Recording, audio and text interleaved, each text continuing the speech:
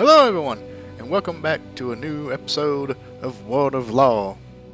If you enjoy the series, remember to like the video, subscribe to the channel, and click that little bell to be notified when I post again. And, if you aren't doing so already, check me out on Twitch, Dungeons with Shepherd, link in the description below.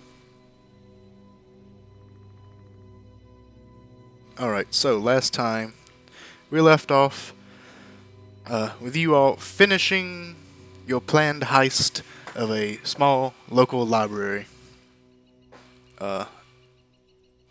within this city with the aid of the cult, who you have successfully convinced them that you are a part of and are actually somewhat high up the totem pole, as it were. You managed to ransack a majority of the most expensive books within the library, as well as a magical bracelet that was locked away for reasons unknown in a case. We left off. Do we ever get any information on who acquired or wore the bracelet, or do we get? You got nothing. You just took it. You just took the bracelet. That was it. Okay. Yeah, you took the bracelet. I think someone identified it. No, I don't even think you identified it. I think you just put it on and you attuned to it. Not you, but Duche's character, Sufia. Well, oh, so it was the library bracelet. Yes, that one. That is the one I'm referring Dope. to. Yes. Other than that, you got no more information. And then you burned the library to the ground. So who knows if that information is even available anymore.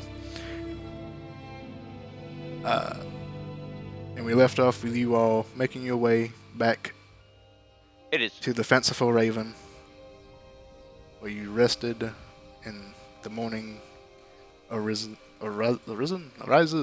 came to be. And that is where we pick up.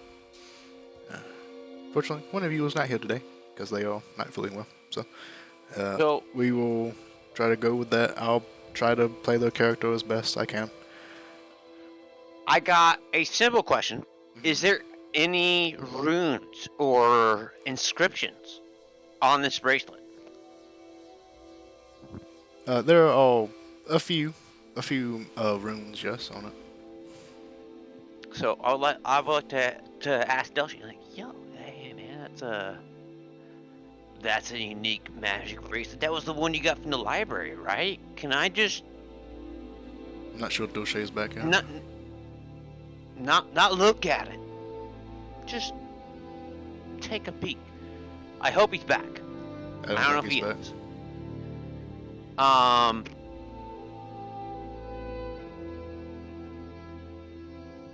think, I don't remember if you actually looked at it the other night, because you kind of, Sufia was doing her own thing with the boys, as it were, and I'm not too sure what your character was doing last when I was fucking around helping out the aspects of healing people. Our constituency, you know, toothaches.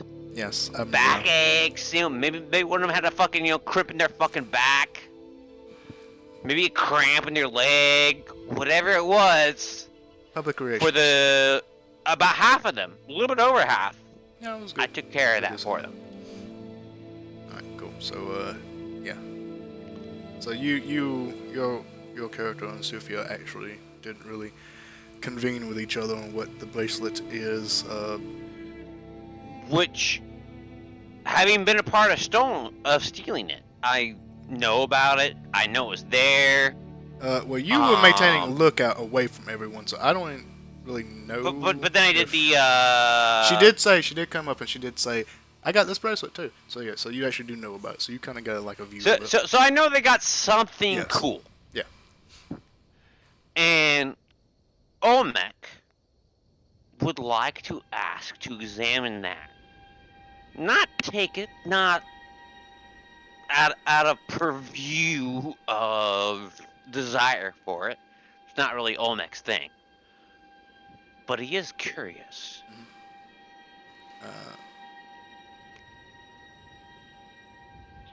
Yeah, Dulce's not back yet, it doesn't seem. Unless Dulce, you're muted. Oh, you're back. Yay. I'm here. I'm here. I just had to give my dog some water. Yes, cool.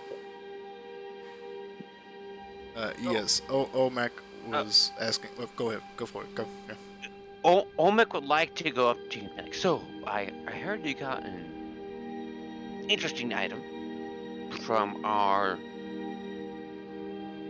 last escapade. My understanding is it's a bracelet. May I examine the bracelet? I understand this is equipped to you now. I understand you have some sort of understanding because you clearly have returned. I assume you have some basic understanding of magic items. Like if you tune to a magic item, you get some kind of incentive idea of what that magic item does. Is that correct? Like everyone kind of knows that? Did I ever send that to you, by the way? No. Not you, Dulce. Yes, you did. Okay, I did. I'll send it after the session. Yes. I show him the bracelet. It has something to. Go on. It has.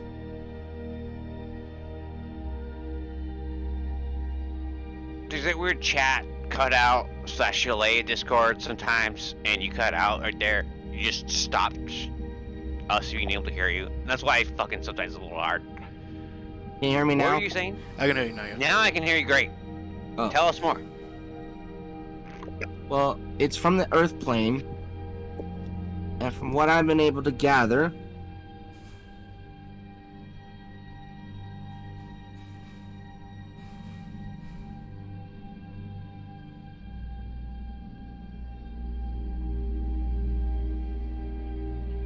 to stone. Wait, what? You cut out. Something Flesh- about you stone?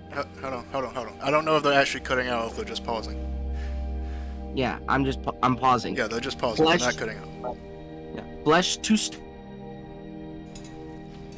They're definitely cutting out Okay, for me. now- There's no question because they're stopping mid-sentence. Yeah, they said flesh to stuff and then it cut out. So it's kind of a combination of the two. So make sure your mic is like plugged in all the way. Oh, okay. Might have been a Discord thing. Maybe they dropped out and come back in to see if that fixes it. If I recall, Dulce uses a cell phone network, so well, maybe I'm on my computer. Yeah, on the computer now. There you go. My man. All right, try again.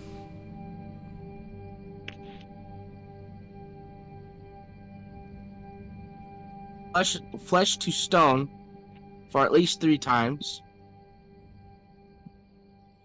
Thereafter, I could actually cast a stone shape for 13 times, and then the bracelet loses its magic.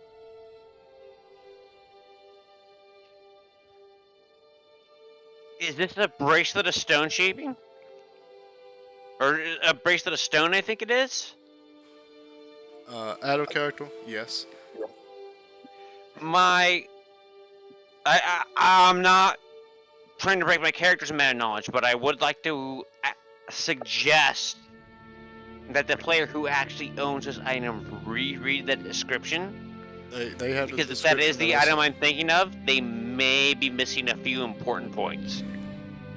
Yes, and there is a few points that you'll get if you ever have it identified. Oh, mind you, Olmec has no fucking clue. Will not act in a way that he knows. Olmec, of course, is like, oh, that's interesting, but it's not gonna. Doesn't really like reveal anything about any kind of motions off the side towards the cultists, as we are, I believe, in. I'm not sure if we're in the fucking tavern. I believe we're in the tavern with We're still them. in the tavern. Is that We correct? haven't left the tavern. Yeah, we're still in the tavern. Okay, so I'm like, yeah, you know, like, these guys, they don't know anything about that. They're not gonna fucking understand that. So you're good, but I get it. That said,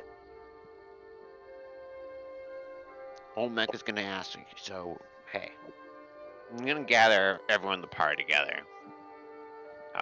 Ostensibly, even our missing party member. Okay, so we gotta find these guys that are coming together, but apparently they've sent someone out ahead of us to do this ritual that we were supposed to not see till a week. So we gotta act actually sooner than that. So we either gotta find Johnny,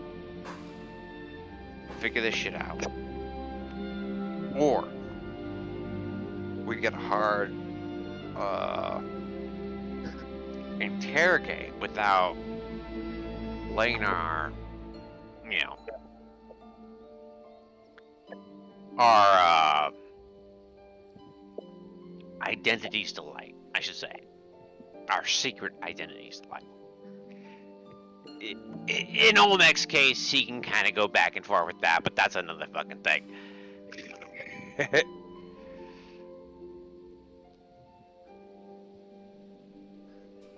More like either you guys disguise yourselves or figure out how we're going to deal with the situation, or Olmec is going to take control in a very bad way.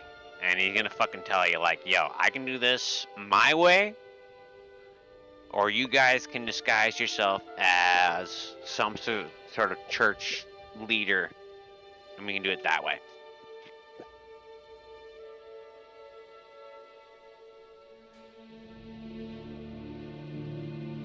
And I'm going to tell you straight up, I have my own intention with this, so if you guys have any other ideas that you guys want to fucking do with these guys, he's fine with that, and he will tell you that. But if you don't, he's going to use them for his personal ends in order to, and he will tell you. Like, listen, man, I gotta do what's right for the world. And sometimes, that's not gonna be what's right for you.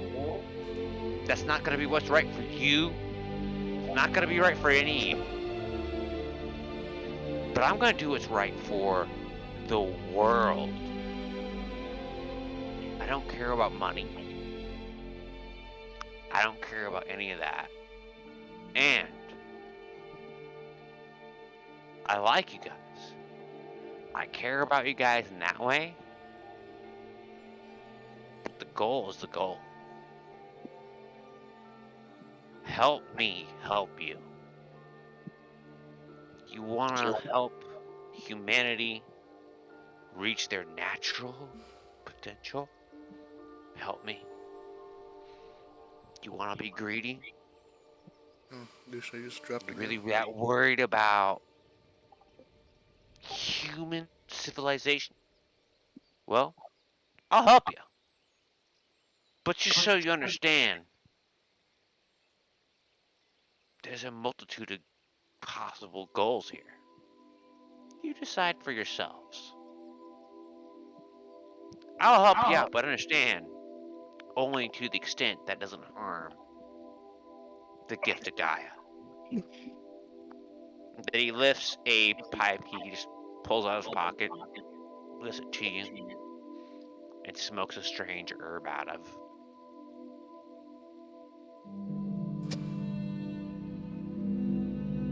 It smells delicious.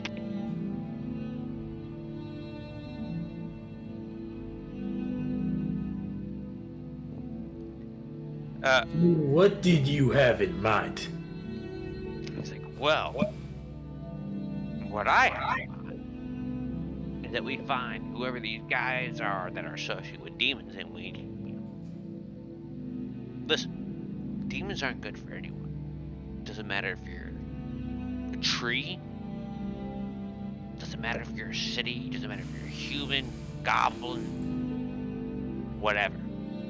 No one likes no one likes demons.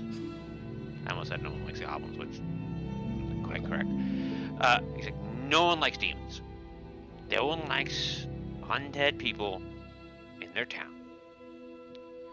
No one likes blood-sucking undead bastards that should have died the first time.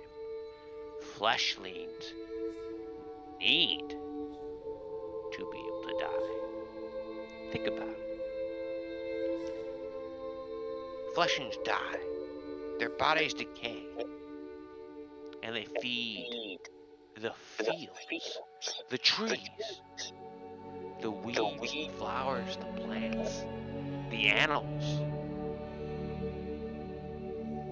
But these demonic creatures, you cannot eat their flesh. These undead creatures, you cannot eat their flesh either. They are an abomination. For all of your kind's crimes, great as they are, they do not compare to direct opposition to the natural world. Understand, fleshly, when they destroy the natural world around you, your crops will die. You will starve. Your cattle will die. They will have no grass to eat. And then what will you do? Eat each other? You will.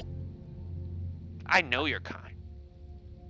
You will slaughter each other and eat one another until you're all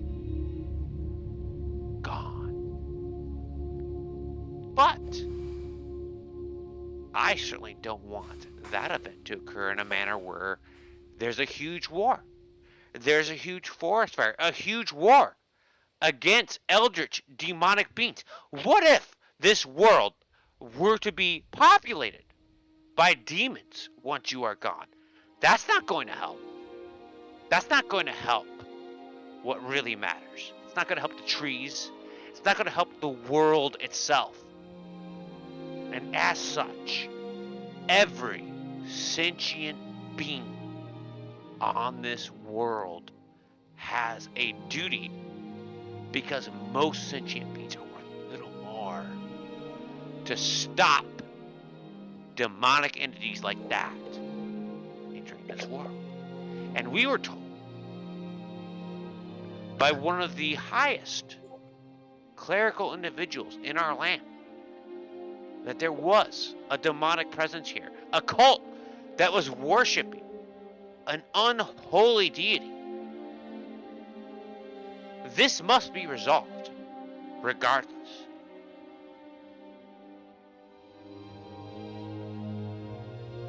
And then Olmex leans in and mentions, understand, many of these individuals gained their knowledge and power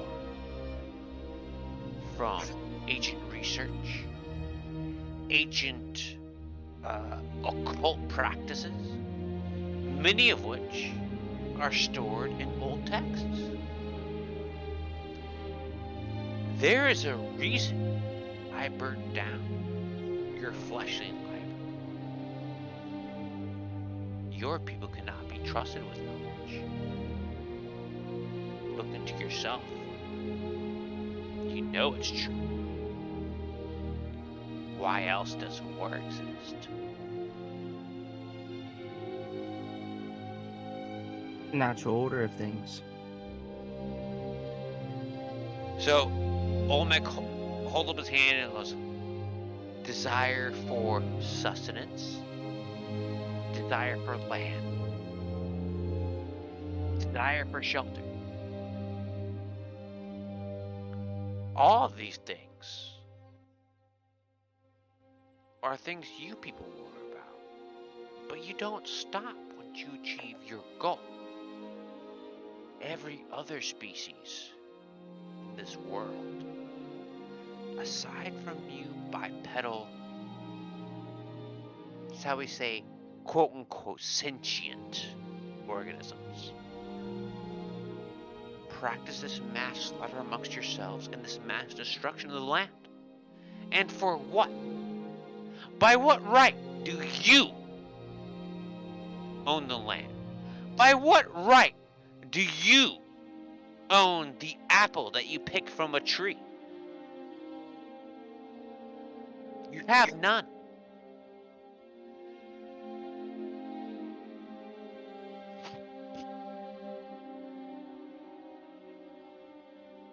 Tell me, do you recall the first several years of your life.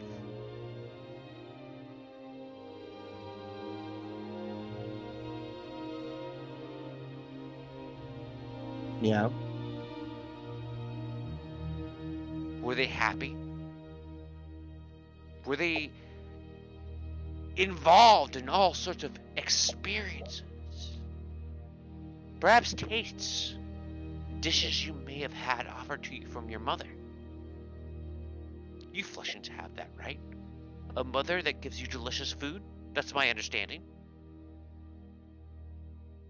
Yeah. I cannot taste food.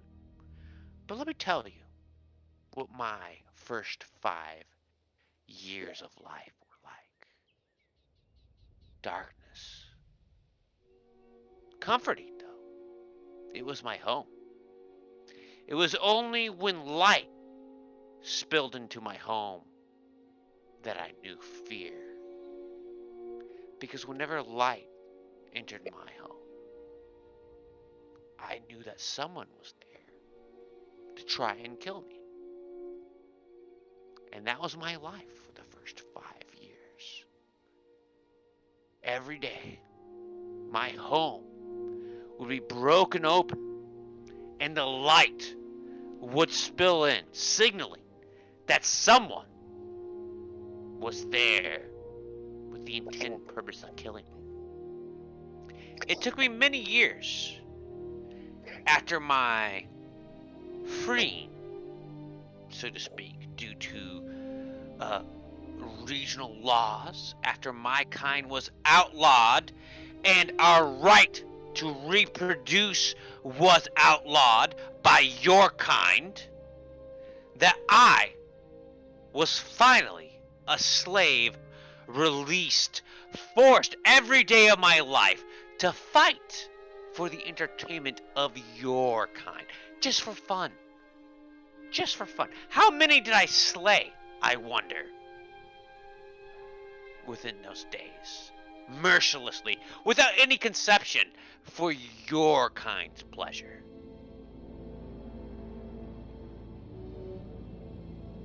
So then tell me, Fleshly, when I look upon your actions, because I would not exist without them. Who is he talking to, by the way? I would be talking to, Poifia? Is that the right way to pronounce it? Poofia? Stupia. Poofia? Yeah, he's talking to you. You're the artificer. Yeah. And he was like, so tell me, how exactly is it that you can claim any sort of... Fuck. I got it written and lost my fucking thing. So tell me, you mentioned about morality and concerns about burning some books. He waves his fingers in his hands. Do you not realize that for a person of my nature, this is an important statement? Do you not understand the mistakes of you people and what you have done?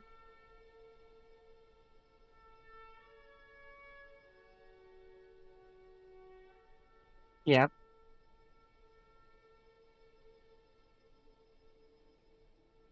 So then, my simple question is this. How sure are you the way you've lived your life till now is appropriate?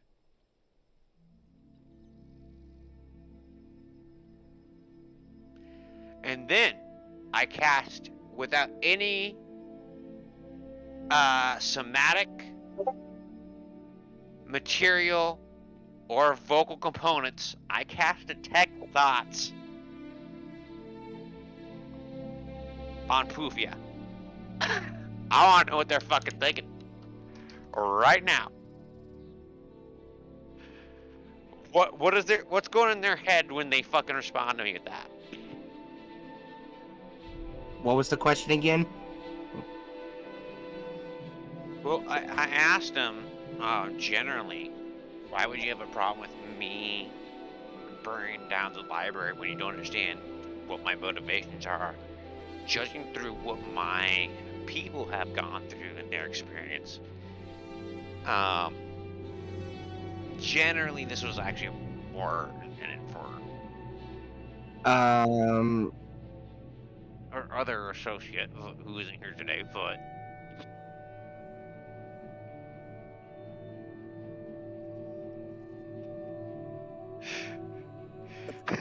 yeah, who is absolutely deranged. She's kind of looking at him like, holy shit, okay,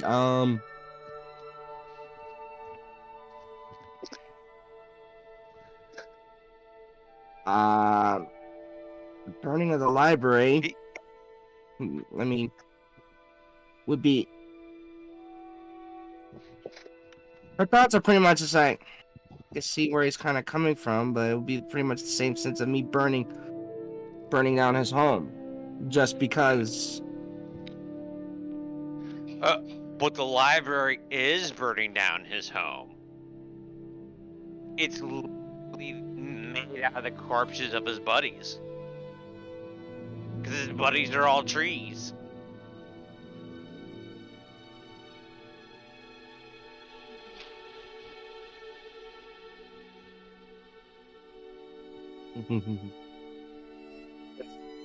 He does. He hates it.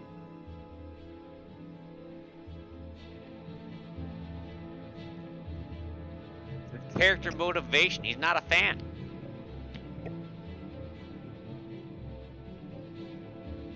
He's just bewildered, like.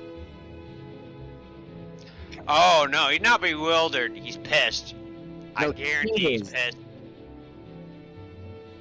No, yeah, that makes sense. He should be.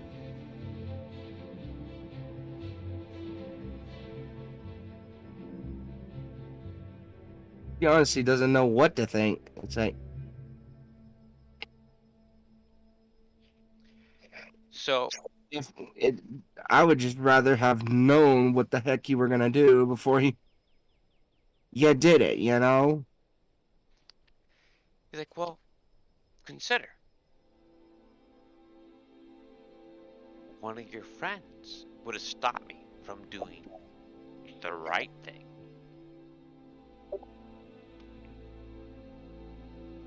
What is the right thing?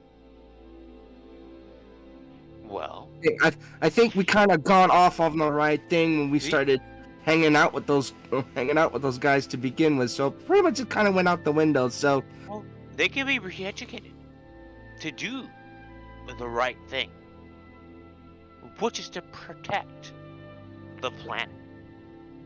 I need to roll a deception check because while that is absolutely Olmec's desire, Olmec's conception of protecting the planet is very different from a human being's. Which, if anyone took the time to read my my World Anvil, Alright, roll it.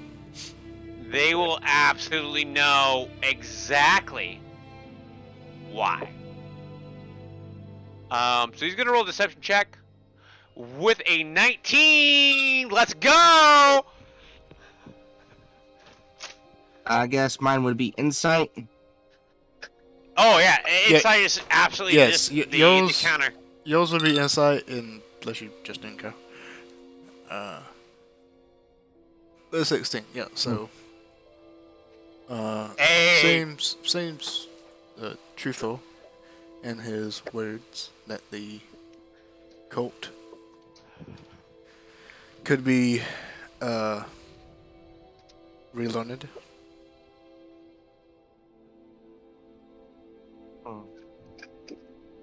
I guess I can believe that.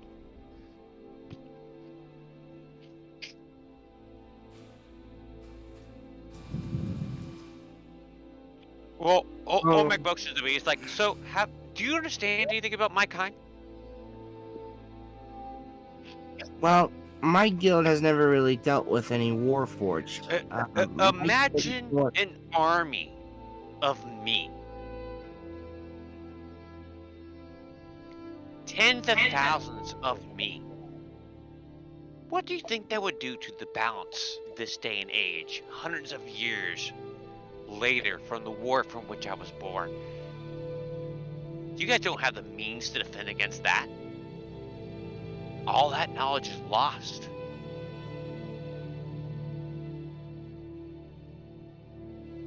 You no longer have the weapons to stand against a tens of thousands versions of me.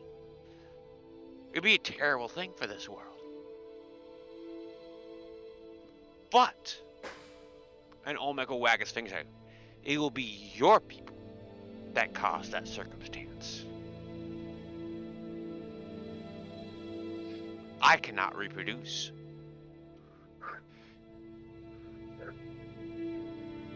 Not in the way that we can. But I guess Not in the way. No, it's your people that make individuals like me for the purposes of killing other individuals like you. That is what I was created for. That was my experience for the first 5 years of my life. Kept up in a box. That was my home. You understand? A shipping box. And the only reason I was allowed to live, brought into this world, was to murder whoever came about when they opened my box. I believe the term you people call it was a gladiator. It was not until after that that I learned about how great nature was. And I saw it on a tree, and it was my new home. And it grew around me. And then again, you fleshlings split it open in desire for war materials. Your people are consumers, endless, ravenous, greedy, constantly eating, constantly consuming. And in time, if you people do not assuage your greed, you will consume this world. My desire is for this to not happen. And in honesty, should that not be the burden of all life on this world? A goal? Yet your people disregard it. And in time, you will destroy yourselves, along with all other life on this planet. Except for me. Do you think I want to live in a barren wasteland with nothing? This is the destiny that your people seek out for me. So you can understand my opposition toward your people's final goal. One of the worst and greatest threats to the world is your people's education. And that is why I destroyed your library, Olmec states as he takes a puff from his pipe.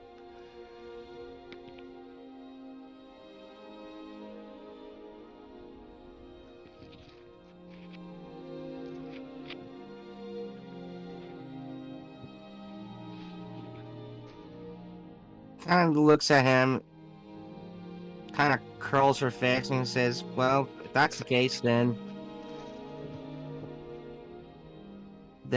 when do you plan on destroying yourself? Because in a sense, you're just like the books. You are a vessel of knowledge. Oh, absolutely. And I absolutely have a planned end for my demise. In time, the god of nature, perhaps Gaia, but likely the aspect of death, will take me when they are ready. But in the meantime,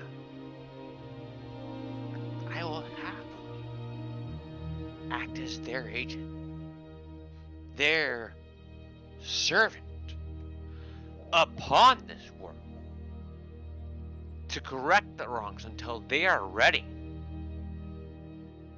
to bring about the ultimate grace. Olmec leans forward. When they wipe all your kind from this world. It's not your fault, understand. It's nothing against you. It's nothing personal. It's just an inferiority of the medium. Your people have a propensity for terrible atrocities.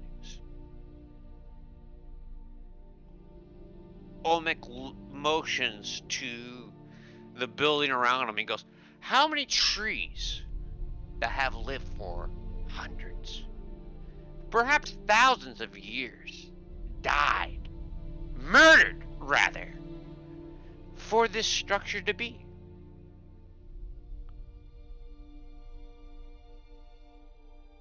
Do you understand that trees have a personality? They are people like you and me. They are intelligent. Yet you murder them with reckless abandon. Without care. Systematically even.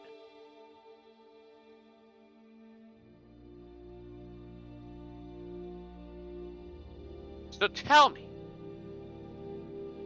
as a quote-unquote representative of the trees, how am I supposed to feel about your, and he puts it in air quotes, civilization? Your disease, I should say. If you don't like it, then do something about it.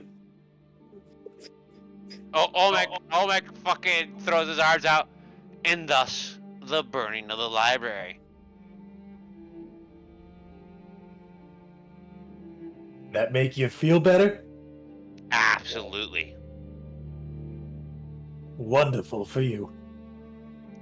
I saved the souls of so many of my brethren. Imagine if your brother, your sister, your father, your mother were murdered and then shat upon. You understand that that was exactly what was occurring in that library, right? They had privies built for my brethren, as well as the books. And these fleshlings, much like yourselves, would just shit on my family members. Tell me, really, in that context, would you really have done different?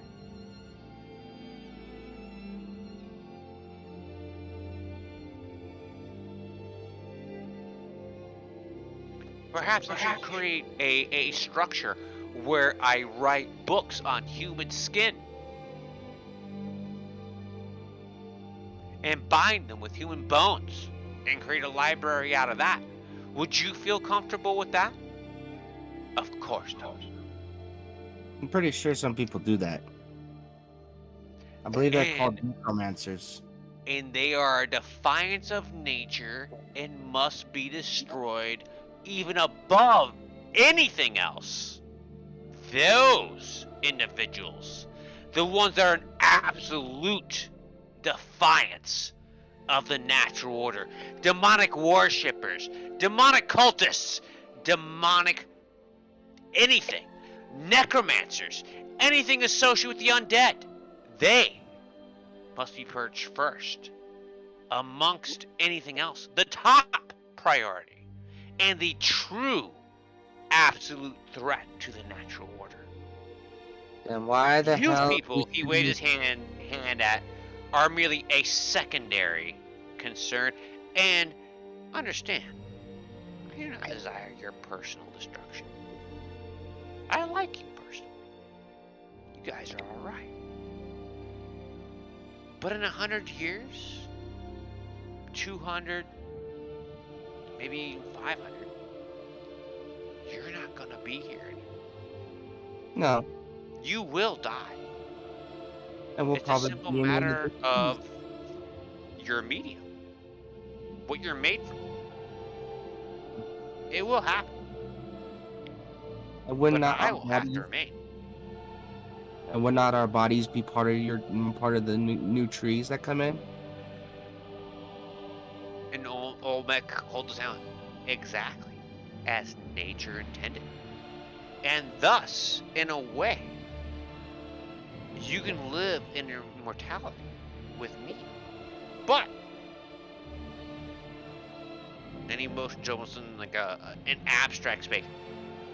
When demons or devils that get involved, that fucks up the life cycle. We can't have that.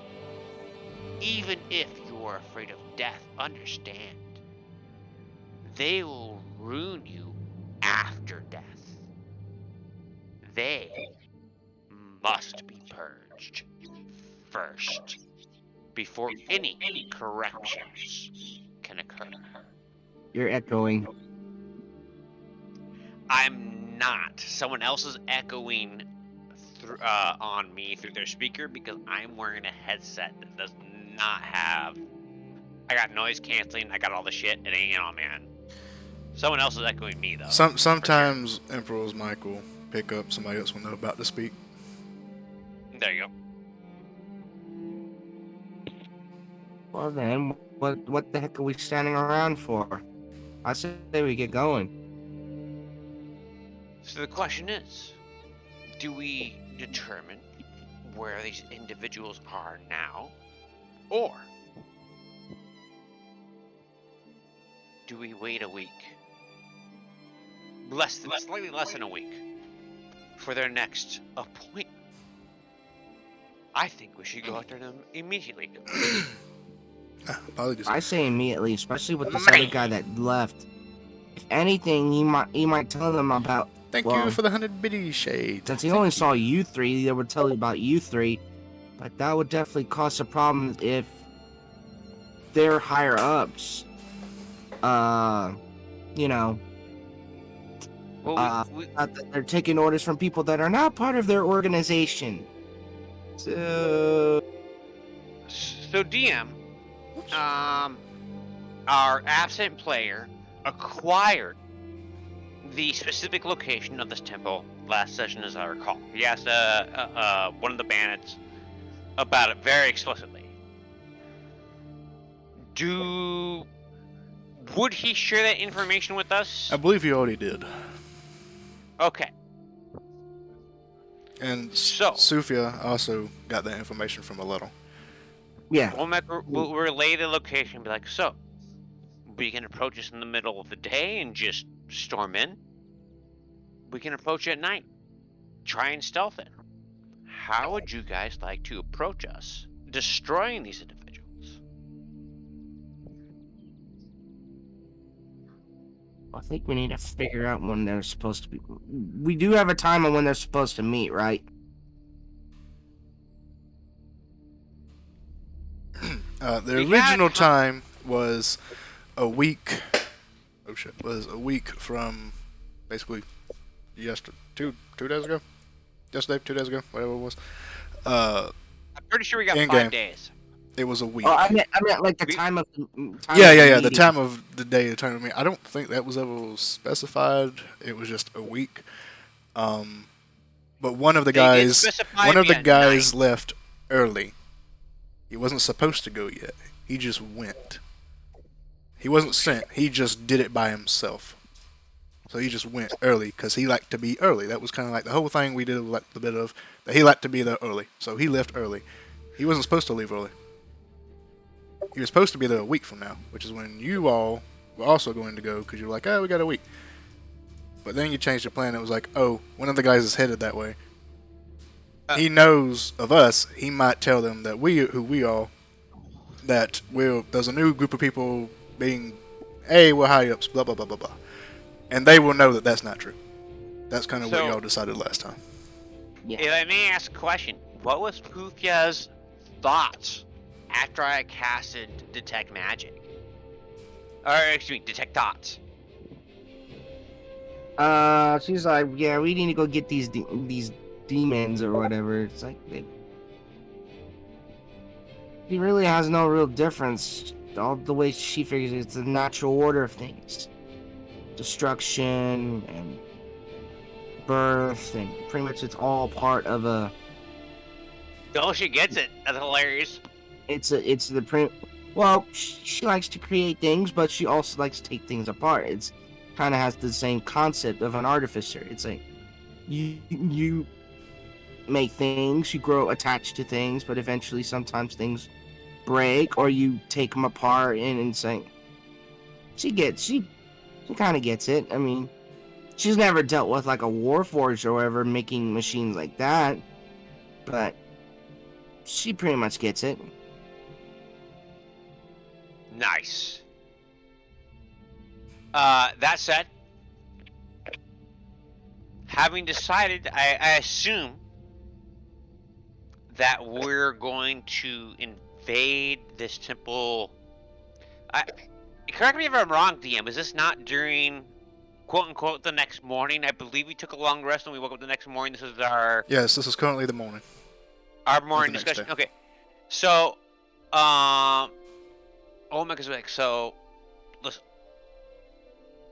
we gotta figure out a plan to fuck these guys up and get in there. We can do it either during the day, in the afternoon, in a few hours here, or we can do it during the night. And Olmec's gonna listen and be like, listen, maybe we shouldn't or involve these guys. And he's gonna like put his thumb over his back to the cultists. He's gonna be like, listen, we eliminate the leadership here, we can start a cult that does a good thing. Planting trees every day, for example. Would that be a great cult? Plant a tree every day.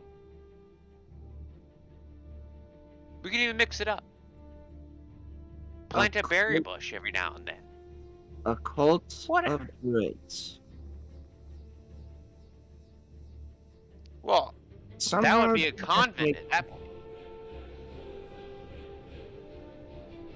But would that not genuinely benefit the lives of these people? Think about what turned them to No, this demonic life. I'm not saying that. I'm just like a cult of druids. Actually, sounds like an idea. Good thing. It is a good thing.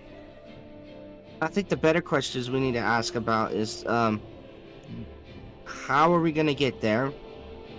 Do we need to get any supplies before we take off?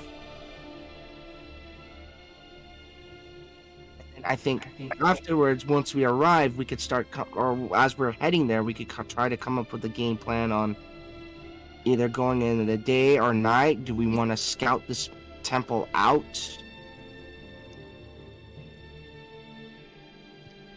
We could perhaps get information from interrogating individuals.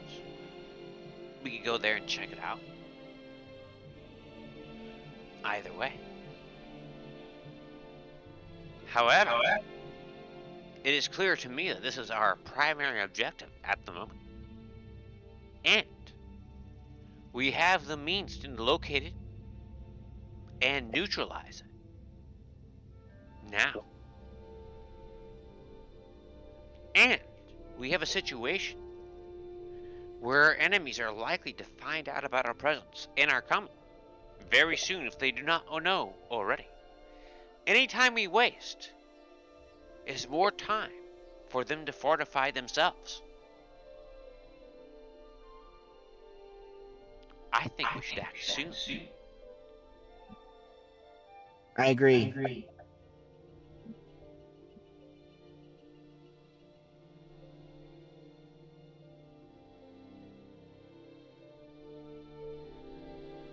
So then, shall we act within an hour or two? Or shall we wait for nightfall? The question here, specifically, if we decide to just bust in, we might as well do it during the daytime.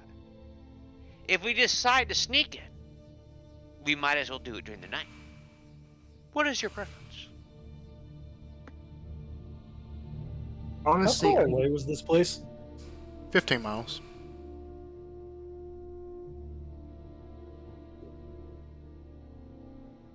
$15 miles? Yeah.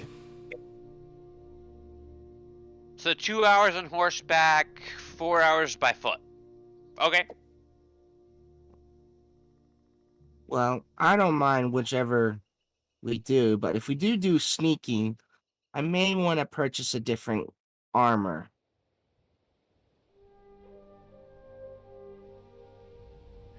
Uh, But either or, Pur- I'm purchase or configure? well. I don't mean the in character. I mean the out of meta. I'm a little confused. Are you planning on Because purchasing new armor, or are you planning on changing your setup? currently, right now, my arcane armor is attuned to my scale mail, which I got from pretty much my back from my equipment, my starting equipment. But scale mail, of course, has disadvantage on stealth. But with Right. my infiltration, it It pretty does much not. cancels it out. If we do want to try to do it with So- a stealth mission, it may be an idea to go grab an armor that Doesn't have that Yes. disadvantage. doesn't have the disadvantage. So if we do the sneaking, I can change my arcane armor into that one for infiltration and pretty much be able to have So it. long as you own that type of armor. Yes. Correct. So what Olmec is trying to ask you is, are you changing the mode of your armor, or are you actually going out to buy a new suit of armor? No, they want to go out, get a new set of armor that doesn't have that disadvantage so that they can Alright. attune that. There you go. and then bada bing, bada boom. So Olmec was fine. We should probably try this evening then. Perhaps after sundown, since it would take you some time to acquire that new equipment. I assume that's what you meant, by the way. I apologize for answering for you. I shouldn't have done that. That was, No, that was exactly it. Okay. great for a DM to add in details. That's fine. For me, Well, I I'm assuming the other- typically don't like to answer for people. I try not to do that, which is why I really dislike playing people's characters when they're not here. But you kind of do it It's- sometimes. So anyway, continue.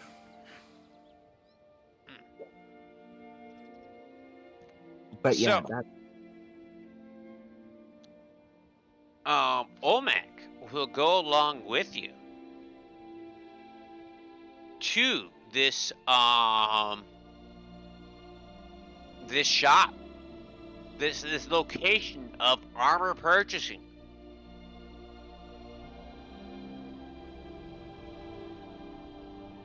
Now's your opportunity to purchase some armor. Like, Olmec's just kind of there chilling because he doesn't have anything else better to do. I think that's what we'll go do. Then let's go. All right. Hit up the NPC in So- game. You're going to go out and find a armor smith or an armor shop to purchase a new set of armor. Yes, sir. Any kind in mind? That's what I'm gonna take a look right now. And to be specific, Olmec is just there to cast guidance on him so that he can try and barter a better price or barter for better items, whatever he wants to do, but he's getting a D4.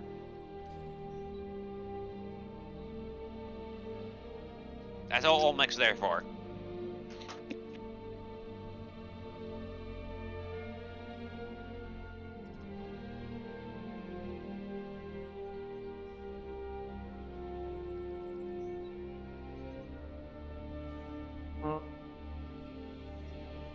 I'm assuming medium armor, right? I think all heavy armor has that disadvantage. You are Yeah. correct. Okay, so it wouldn't be scale now. I believe a Okay, half plate would probably- be the strongest Half medium plate armor also that doesn't has- offer disadvantage. No, half plate does have disadvantage. I'm looking at it right now. Oh shit. Yeah. Brutal. You also don't have the money for that because it's $750.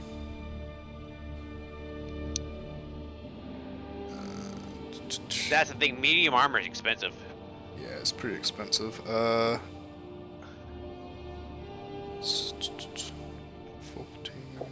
13. I'd say probably maybe chainmail. Maybe. Chainmail, you mean the chain short? Apparently no, not the chain shirt. The actual chainmail. Oh, Elven chain shirt is that's way expensive. chainmail, I believe, is heavy armor. Or was that light armor?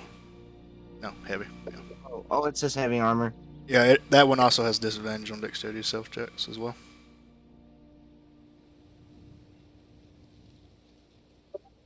I know hide doesn't, but Yeah, all of the heavy armors have disadvantage on stealth checks. So that would be the plain armor, the splint armor, the chainmail, and the ring mail. So all of those have disadvantage. oh, so half plate is the one that disadvantage. Breastplate is the one that does not. That's what it is. Breastplate's the best you can get with medium armor. I think it costs like, what is it, like 500? 200? Some shit like that. I'm not looking at the fucking thing, but it's a lot. Alright. I think I'll actually take, and I will grab. Alright, so this is your options, it looks like. Chain short does not have disadvantage. Hide armor does not have disadvantage. And breastplate does not have disadvantage. Those are the three medium armors that don't have disadvantage. Now I do have to ask, do you have proficiency in medium armor? I assume you do, because you're not an official, but just double check. He's an armor artificer, so I think he has even heavy as well. Yeah, I do have proficiency in In medium armor? Cool. medium armor. Alright, so yeah, so your three medium armors options that don't give you disadvantage on stealth are chain short, breastplate, and hide armor. Easily found. You find the armor shop that has most armors available. You are in Zim, so there's actually quite a few metal options. I think she's gonna probably take the breastplate. Okay, so the thing is, breastplate costs 400 gold. That's what I was trying to say. Yeah. So, although that is an option, may not be able to afford it. That is also going to give you the best AC. But it costs 400 gold. How much are they gonna be? Chainmail and hide armor? Chain short is 50 gold, and hide armor is 10 gold. The chain short gives you 13 AC plus your dex, maximum of 2. And the hide armor gives you AC 12 plus dex, maximum of 2. So maximum of 14 for the hide armor, maximum of 15 for the chain short, and a maximum of 16 for the breastplate, AC wise. Assuming your dex is 2 plus 2. I don't know what your dex is off the top of my head. Would Olmec, with his integrated armor feature as part of his class, be able to at least point out certain aspects, or I could say meta knowledge through in character about how certain armors work? I would assume Douche would know this in character because they are an artificer. An armor. They are an armor. Artificer. They are so an they armor. know all this information. They would know it in character. Okay.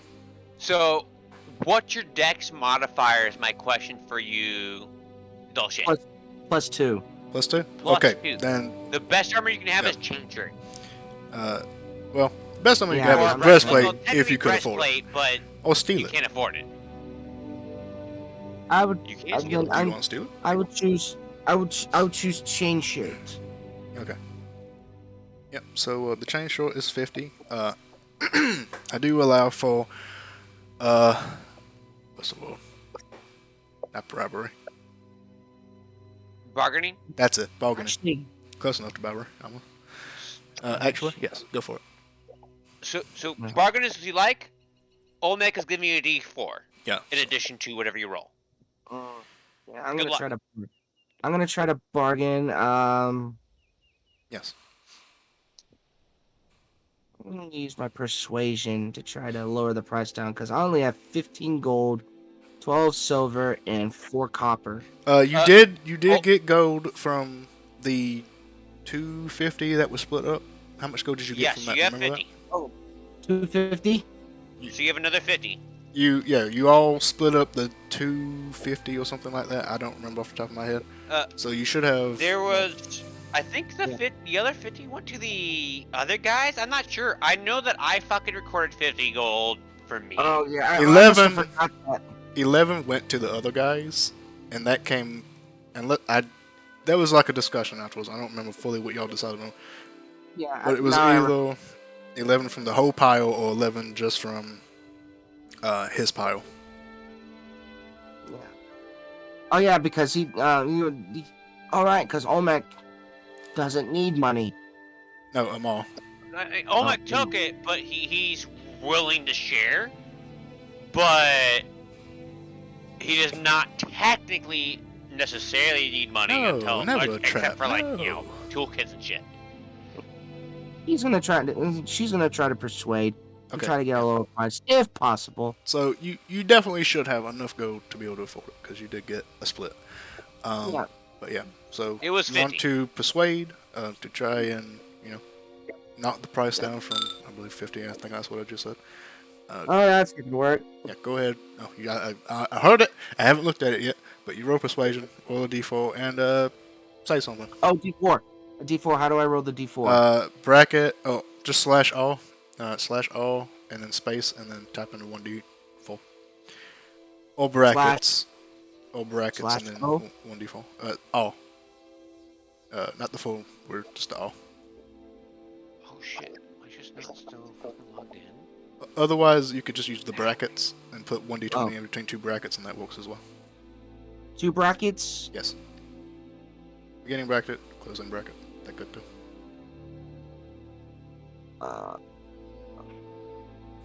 Tapping out what I'm saying is probably, beneficial. Yes. Yes, please. Though, it doesn't look like that. Those or that. That also doesn't work. That. Oh my god. Okay, I can't tap it out in this. I have to tap it on Discord because it's being a little asshole. Actually, it might not work. Okay, it does. Oh, that. If you look in the No Mic DM game. Okay.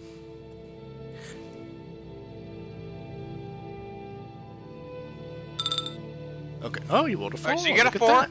So, Just do D20 plus 12. your bonus. Well, they already rolled the 8 for the persuasion. 8. So 12. Not 12. Okay. Still better than that average. Better than average. Plus 4.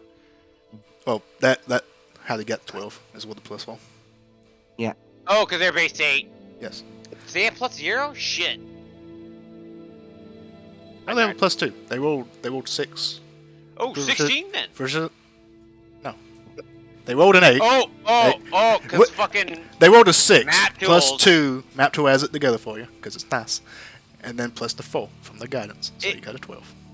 It weirds me out Maps. because I switched between platforms, and based on the other platform I have is actually the base, and then it adds the total. So when I see base here, I gotta fucking do like a brain switch. I see. Yeah, but 12 is total. Yeah. Alright, so what do you say?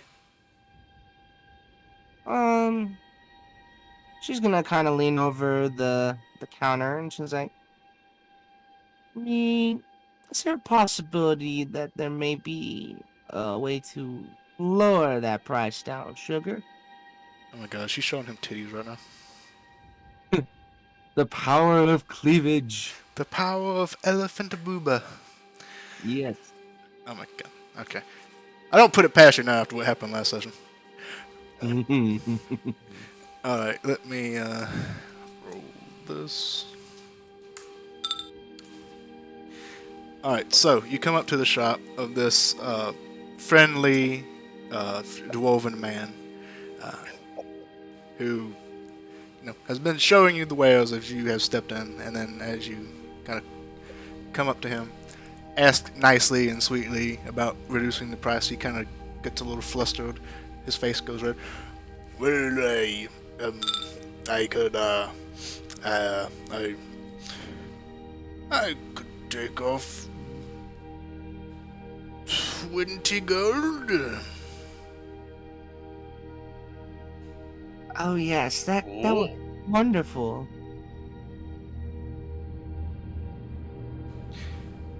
I will go ahead.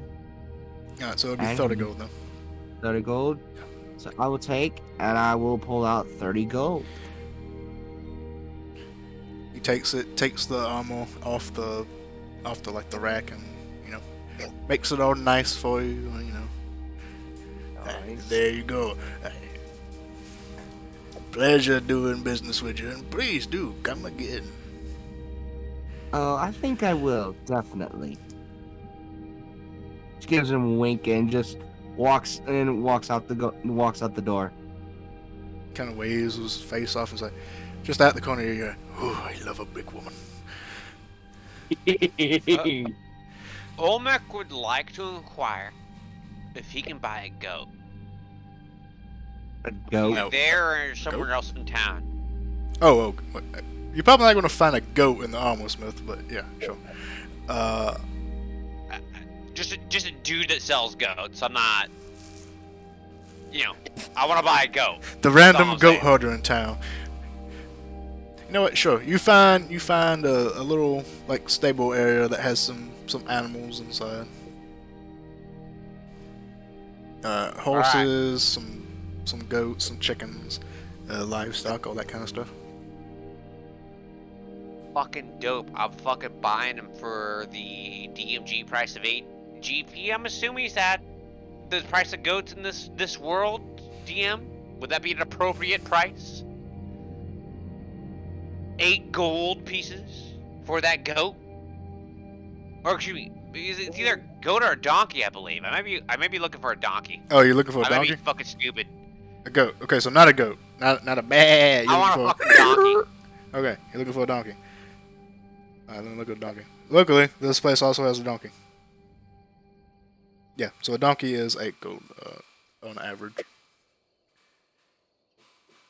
Alright. So, this is a desert-ish area, is that my understanding? Well, Shade, sometimes Yes. you just gotta throw out the booa and the What's large the one. primary water supply for this town? Yes, this place is a desert. Most of them is either desert or savanna or mountainous area. What water sources they got in Yes. this town? Very few, very little. You see, as most of the buildings you kind of go into, they are either most of them do not have or not serving water in like straight amounts. It's either like an alcohol. Basically, the water, from what you have seen, has been diluted in some way to contain as little water as possible, but to still give the benefits of hydration. You see many of the buildings also sell a variety of juices, mainly cactus juice, guave juices, and all that kind of stuff.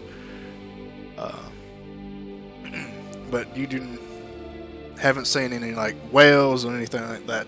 Occasionally, you do see like containers of water that appear to have been imported from different areas, mainly Vi. They have no primary source of pure water? Not many. Not many. Do they have a primary one? Usually desert towns put them around an oasis. There is no or oasis. There is nothing. They got a like well. They got something. I'm just wondering, what is it that's keeping Imported. these motherfuckers alive? Imported. Or cactus juice. Imported. Or alcohols. That's super interesting to Olmec. He takes note of that. He's not saying he's doing anything with it right now, but he's taking note of that. He's remembering that. Yes, there was no wells, there was no oasis, nothing like that. Everything, any source of water that is labeled as water you have seen has been imported from other continents, mainly Vi. That's straight up some telltale shit. So this fucking Olmec will remember this. Anyway. But the main drink So people drink all juices, cactus juices, all alcohols. Is our barbarian monk compatriot, who has yet to fucking do anything in this section, like to do something? Because I would love to see some juice from our compatriot here. I want them barbarian monk vitamins. Can we get some of that? What is he doing while we're shopping? That's what I would love to know. Yes, Will. Yes, Will. What are you doing right now? Oh, did you go shopping with him? Have you been with him this entire time? What are you doing? He did not go with them. Okay.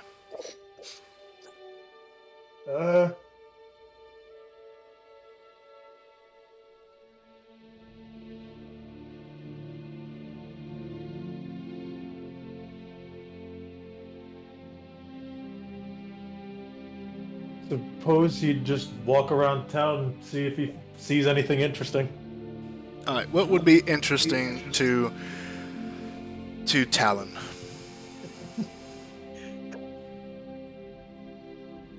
You find a stray glip-glap far from home. No. Oh, maybe. Who knows?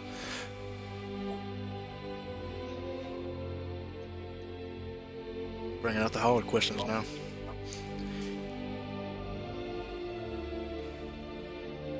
I mean, like you're a tough guy. Are you doing drinking contests? Are you doing some arm wrestling contests? Maybe you're doing a fighting contest. Like what's Will's character going to do with his barbarian monk self? What's he do for fun?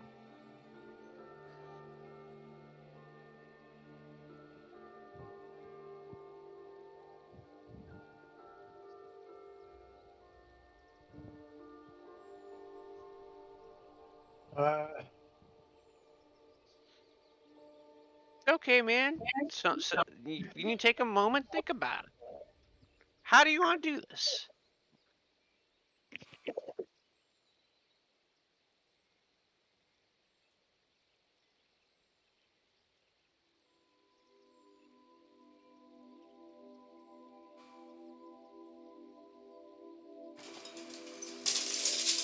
Oh boy, they done started now.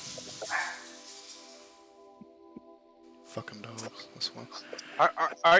Are you having like a fucking like a Mulan scene where you're like, let's get down to business, but you're like with all the all the cultists that we just recruited, and like you're teaching them kung fu, like. If anything, he's beating the shit out of them. Down to business. Alright, so you're walking through town. Roll me a d20. Will.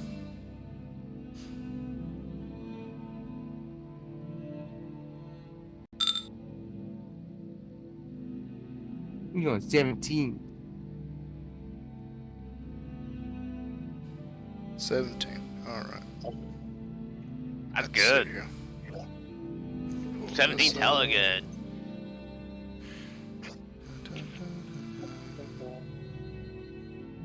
What level you guys at? Or 4. 4. You'll just, oh. I always say a d20. No, I should stop saying d20s. I should start saying d100s.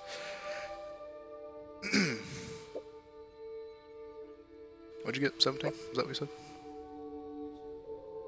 17. Oh, actually, roll again. Well, d100 because I want this to be as accurate as possible. also counter checks are always an option. D20 versus D20 is fucking juicy. Just saying. What did you need? 100. Roll me a D100. Ah, I said 20. I should have said 100. Percentile! 46. Legit? Okay, this is interesting. All right, as you walk through this portion of the city,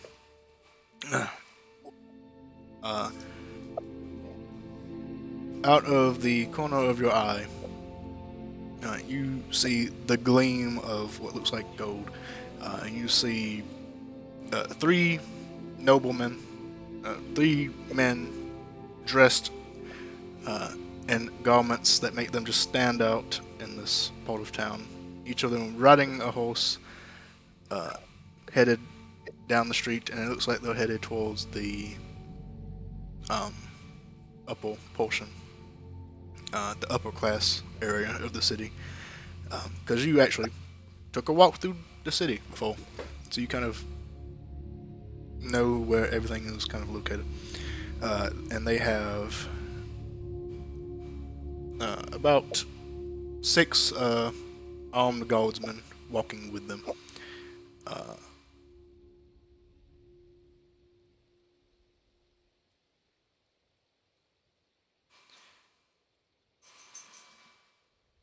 And one of them appears to be carrying some kind of chest under their arm, while the other 2 are flanking them, riding their horses.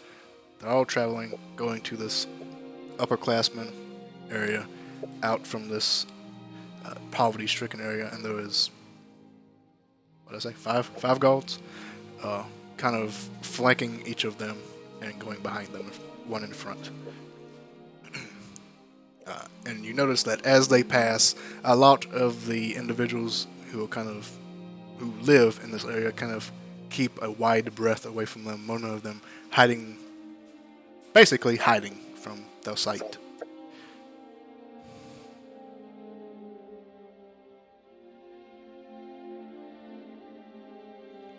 Oh shit, well, what are you gonna do?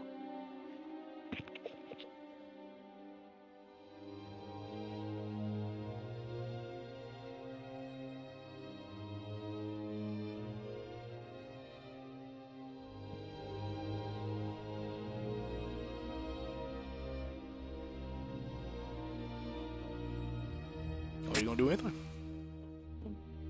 So it's not. That is a valid option, actually. That's a very valid option. Just gonna let them go about their day, or are you going to, take notice or do something else? It's up to you. Just like Telltale, you can always do ... Dot. That's a choice.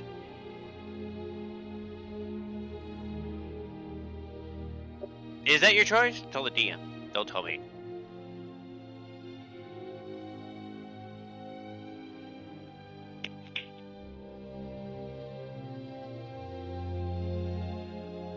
Are you here? I'll just watch what's going on. Alright, you watch them. Alright, as you watch them, they continue on their way. Every now and again,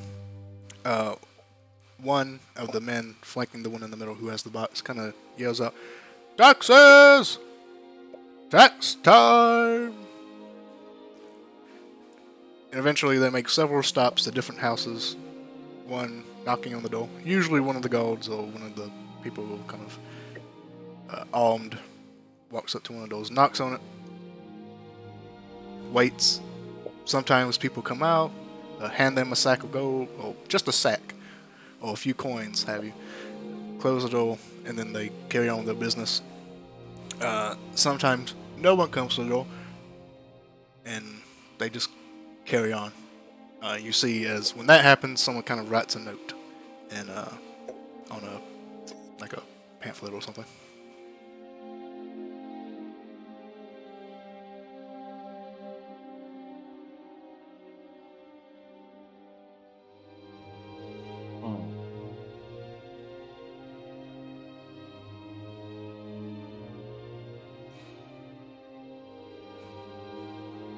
So it seems to be tax collectors making their way down the poverty street, headed to the upper class street to collect those taxes as well. Perhaps.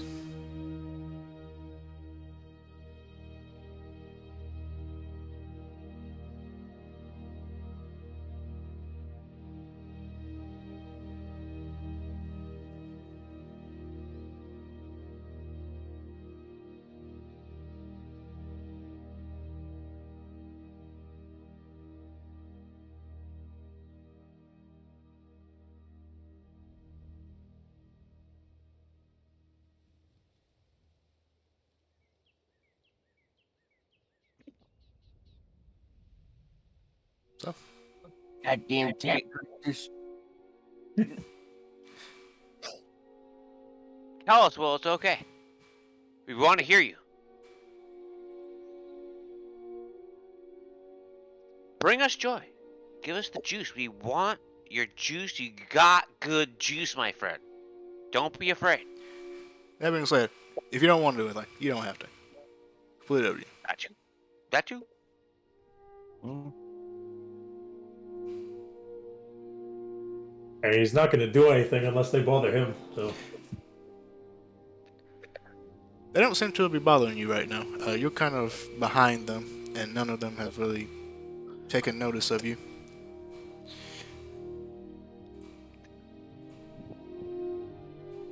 And they seem to mostly just be going house to house.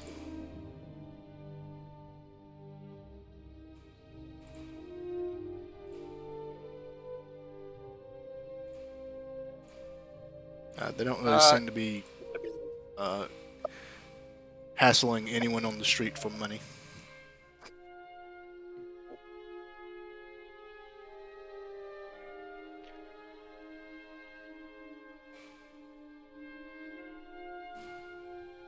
If our associate has perhaps proficiency in wisdom checks, which he might because he's a monk. If he does he notice anything interesting with his passive perception, which he does not need to roll for? It just happens. It's his passive thing. Does he ascertain any abnormal information from that passive ability? Nope, I've been using the passive this entire time. Everything Okay. that you have seen, that you have watched throughout this entire time, I've already told you. They just appear, from what you can tell, to be several tax collectors with a set of guards, to protect the taxes and themselves, to collect taxes as they go about their business. So, I assume after we spend some time, perhaps Talon, maybe just chilling out in town, doing some person watching. Pufia and Olmec doing some shopping. Hope I pronounced that right. I probably fucked it up.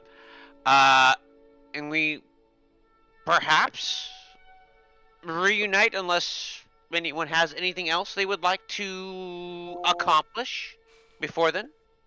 Oh yeah, so, Will, if you do decide to do anything, we'll put you on hold, and we'll go to you and your donkey buying. Well, I'm getting the donkey, Yeah, you're getting the donkey. and I'm taking the donkey with me, and I'm parking just outside of wherever I go.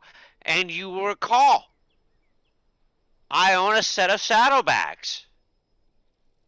So owning this donkey is just carrying all my random bullshit. It's literally there to hold stuff. Alright, so, you go up That this... actually brings up a question. Yes, Are we getting horses or? to you. You're at the stable, so I assume you went with them. They should Maybe you have- guys want some horses? I mean, They have a few horses. They have... parking the Actually, donkey. better question. Could Sufia even ride a horse? that I can find out with some How much math do you pretty weigh? easily if you like. Yeah, how much do you weigh? How much does your equipment weigh? Right now, my equipment.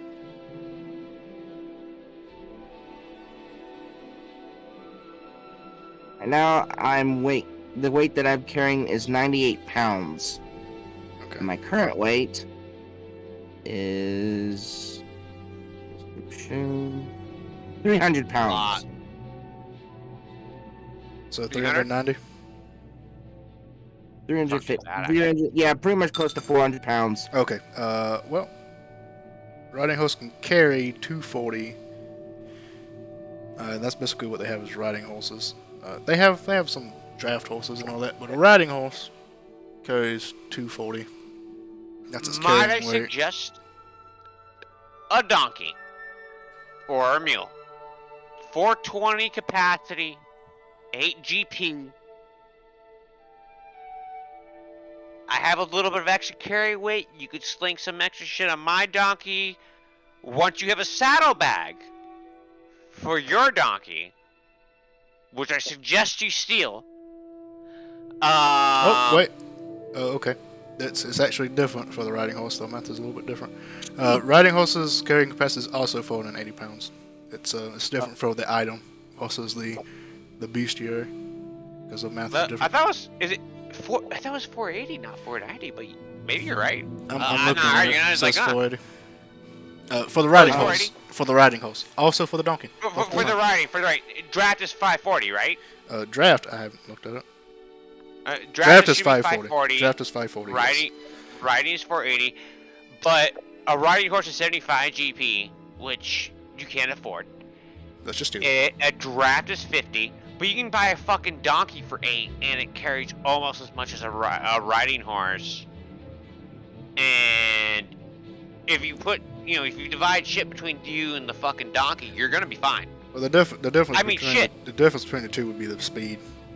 Honestly, I'm only gonna store like probably 100 pounds worth of shit on my donkey, and I have saddlebags that I stole last session. I mean, you can push it on my donkey, it's fine. He can carry fucking 420, like he's fine.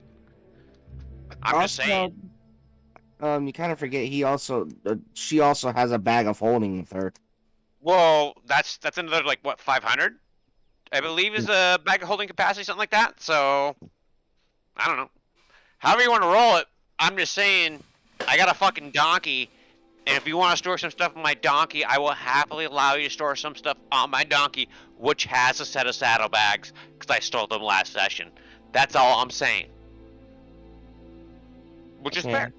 So it's up to you. They have various animals. They have horses. They have mostly riding horses. They do have some draft horses. They also have they have the donkeys. They have goats, chickens, ducks, cows.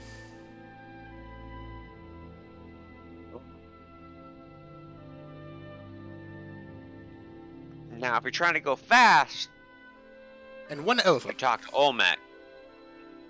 Olmec can help you out with that, but that's different. Well, that's the thing. Are we trying? Now, listen, Olmec ain't gonna be able to store your shit for you. You're gonna have to leave that somewhere. I think the bag of You need holding is get going to be able to somewhere store the shit. fast. Olmec can do that, but you ain't gonna be able to carry a whole lot of weight with you. You can be able to carry some, but there are limits. No, that's not what I'm asking. I'm asking, are we taking horses, or was that the plan to take horses to go to try to get to the temple? Well, we already know where it's at, so I thought we were just gonna go there tonight and just fucking murder. Well, yes, but everyone. are you taking horses or you're not taking horses? I mean, if you need to, we can, but I wasn't planning to, but we can. We can I'm not stash them planning somewhere like a block away if we need to. Then I'm not planning to. Okay, so you're not going to buy a horse. Okay. If you got any long-term stuff, store on my donkey. If you got anything you need on hand, you just, bag of holding that shit. I don't think this was a storing issue. I think this was a getting there as quickly as possible issue. Yeah, donkeys for more for you, Miss Artificer. That's for you to store your harvested lumber, any kind of metal you find, any kind of herbs I find that I'm not gonna be using on hand anytime. That's for like our fucking crafting shit. use your bag of holding for shit like, yo, I need to pull this out fucking in this dungeon. I need to pull this out when I'm fucking up this dude. It's for you to save your weight capacity. It's for me to save my weight capacity because I have no fucking STR. So, I mean... Then I think I'm good. That's why I bought it. But if you need to use it, it's there for you. It's got 420 weight capacity of just... It's like a store box. Nice. 420 donkey. Yeah, it's the 420 donkey, and you know it's just it's you don't bring it into fucking combat. I mean, you could, but I'd die. That's a terrible idea. You could, but it's a terrible idea. Yeah, you know. Who knows? All right, so you bought a donkey. Then you two head back to. Well, do you go somewhere else? Is there any more shopping you want to do? This is kind of like a question for everyone. Like, Talon, was there anything you wanted to buy as well? Mm-hmm. I think I'm good. I've got my gauntlets. I got my mace. I got my I guess I should message them just in case they had anything they wanted to buy. I don't know if we'll see it because I'm not feeling well, but who knows? And of course, as a side note, while he messages that person, Olmec has named the donkey Dunkers. Dunkers are the donkey.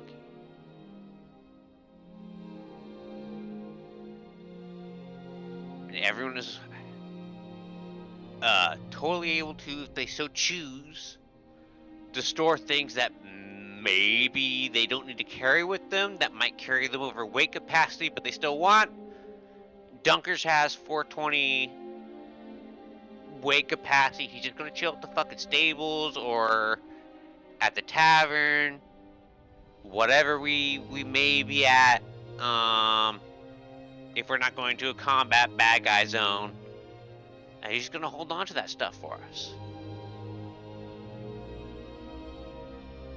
Don't put, valuables in there, but 2x4s, whatever fucking random bullshit that I'm sure you have in your inventory that you don't need to hold. Once that becomes a weight issue, if you have a weight issue, it's there for you. Strength-based characters will not have this problem. Not so strength-based characters will run into this. Alright, so is anyone doing anything else? Is anyone doing anything else while you are in the city? no, Nope. nope. I think I'm ready. I'm ready to go. Alright. Leaving the tax collectors go for now, I see. Alright. Alright. Well, yes. So, does our associate Talon tell us about the tax collectors? No. Okay. Because He knows these people. Different characters would have different interests in that scenario if they were informed of it. But Olmec don't know. There's a lot of things you could have rode. You could have rode skeletons. And you rode 3 nobles Tyler's with. just like, I think Tyler's just like, I really don't want to piss anyone off, and if I tell Omar, he's gonna do something that we're gonna regret. Hey, Olmec or Amar are Omar. fucking crazy. We're both bashing nuts in our own way. Okay. So we're gonna wait for night to travel. I'm guessing we get together like around like late afternoon. We just kind of wait to, get our shit together and make our plan. could we have? Cause I think we didn't mention like walking by the temple and just kind of getting like a scope out of it, Mr. DM. Can we get like a map or at least a description or info on our infiltration conditions?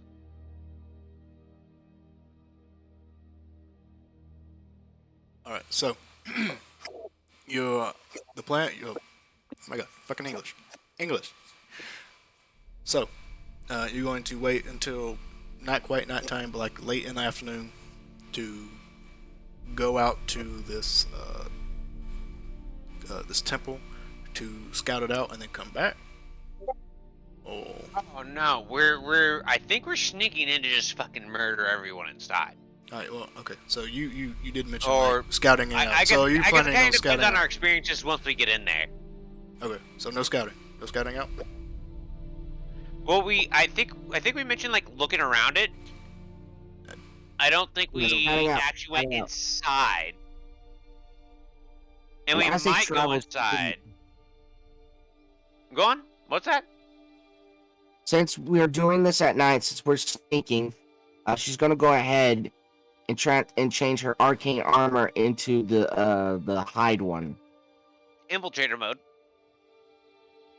Well, it will be infiltrator, but her arcane armor is now the hide armor. For now. Ah, yes, excellent. Hide is a great medium armor if you're looking for one that's affordable and effective. I see what you're saying. I thought you meant like hide like the skill. Or action, actually. Yeah. And now with my infiltrator armor, I will now have advantage on stealth checks. Yeah. So, tell you what.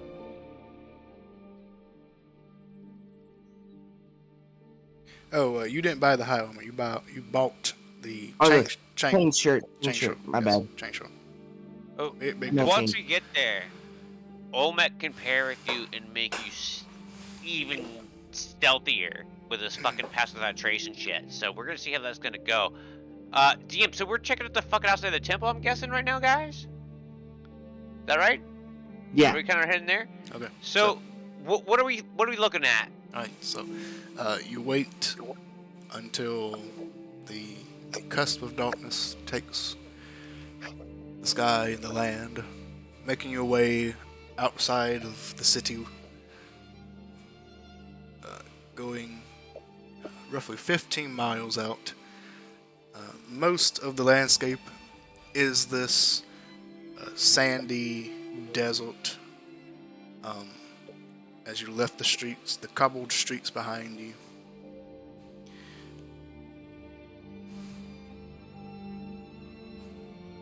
And you kind of make your way out to this deserty landscape.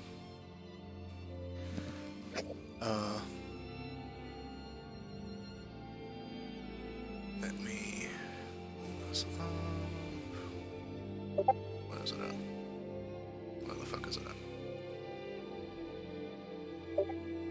Is this it? Why did I name it this? I Is feel it- that, dude. Story of my life. Don't feel bad. Happens to us all. That is not what it is. Okay.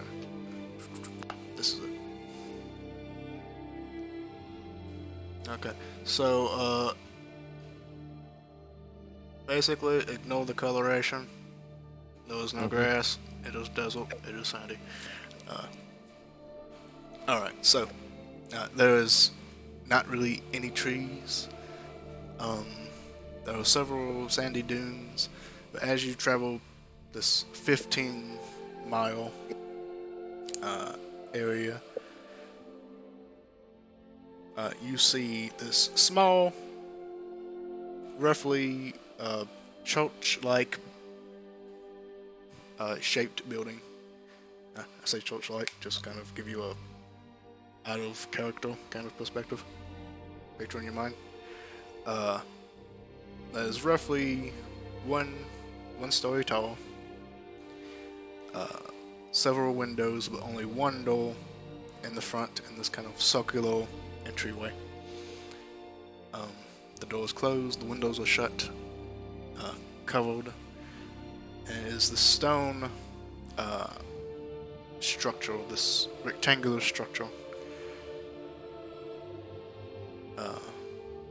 kind of tucked away off the side of the road, because the road you are walking on, while sandy, is kind of denoted by travel.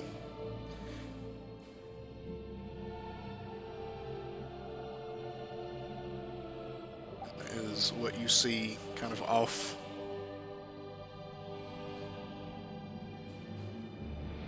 the road. Just make sure this works. Cool. It worked. There we go. Interesting. Alright, so I'm gonna show you the map just so you can kind of get an idea of what you see. Yes. Should work. Something happen?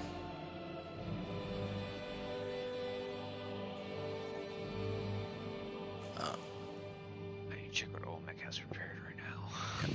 Good, it works just as planned. Alright, so you actually don't see the inside, really, until you actually get in there. But your characters don't. You see the inside, your characters don't. So you don't know what's inside.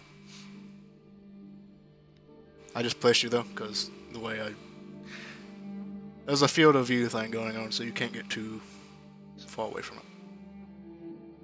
Mm-hmm. So your current position is probably not where you actually are, because you're probably wanting to stay a bit far back, according to your conversations. Yep. What we want to do. So. Take a look at this.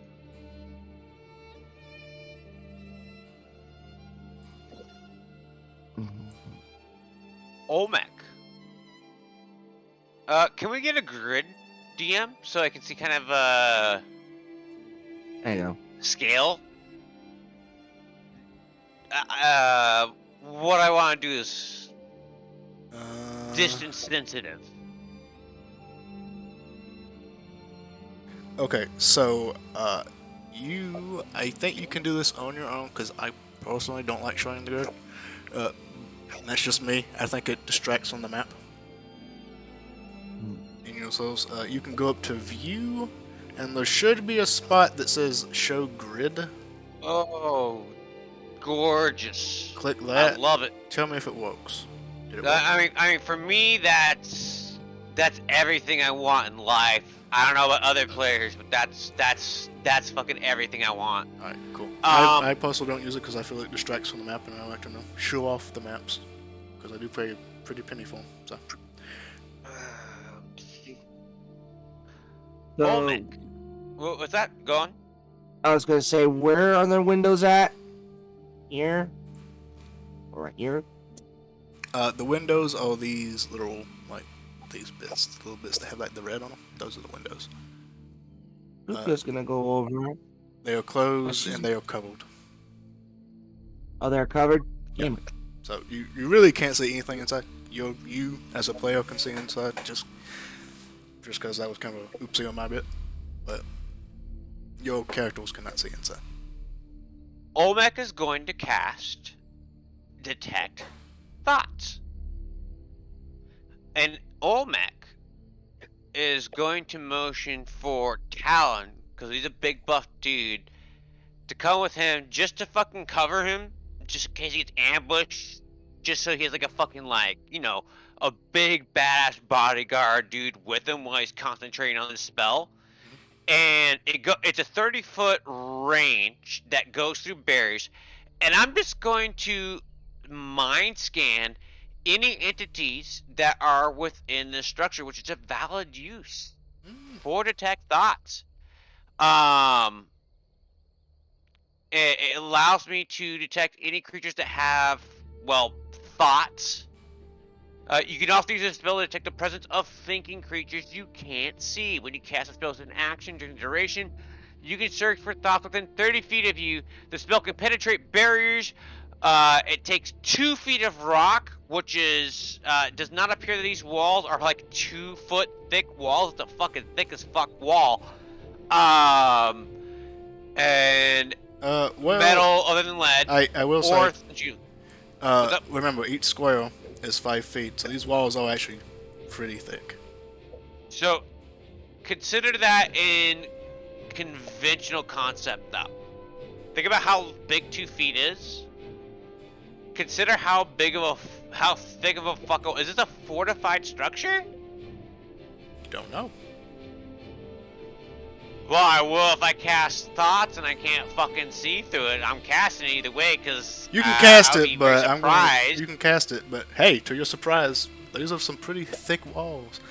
The glass is good though. You can go through the glass. The glass too. So I And can the door. still detect it through the glass. Yep. And the door.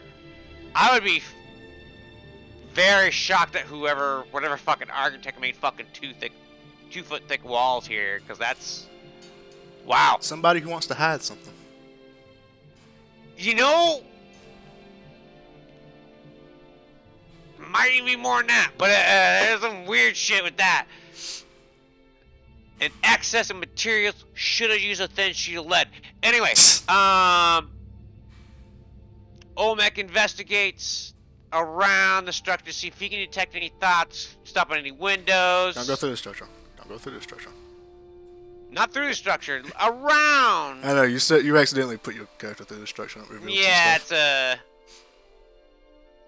the mouse being a cunt. Yeah. So, all right.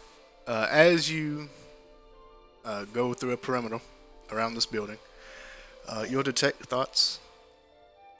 Does not detect any thoughts. There are no thoughts. Only queens. There does not appear to be anyone thinking within this building. Olmec will describe to his nomination either there is an extreme effort to shield this particular structure from thought detection, or there are no thinking creatures. That could mean that there are a great deal of undead, or perhaps something else. What I can tell you is that this particular structure has some weird shit going on inside.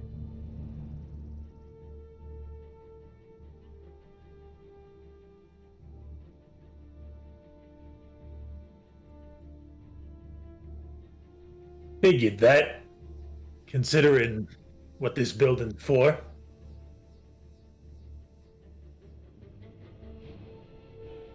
Considering I was not able to detect thoughts through the windows or the door, I suspect that the primary concerns of this particular structure will be in the areas that do not have windows or doors. The deeper parts, so to speak, of the structure. Perhaps even underground. There could be basements, catacombs, perhaps even a massive shaft that descends 500 feet into the ground, into the depths of Kyber.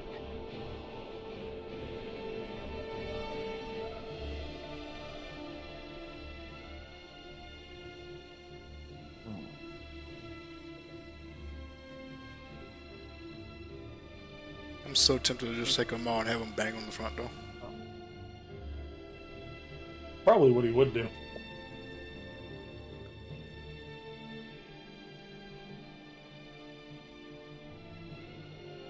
We could just knock. Well, I mean, the three of you. I think probably maybe I should just sneak in. They don't know me. Maybe you could add an idea, and I just won't be like, holy shit. Going really robotic. It is unwise for an individual to sneak on their own. However, Well, I was gonna say you If you guys wish to sneak. don't mind sneaking behind you. if you wish to sneak, I can very successfully assist you in that endeavor. Okay. And she's gonna activate her infiltrator armor. Okay. Alright. Olmec is going to follow along with her, getting ready to cast.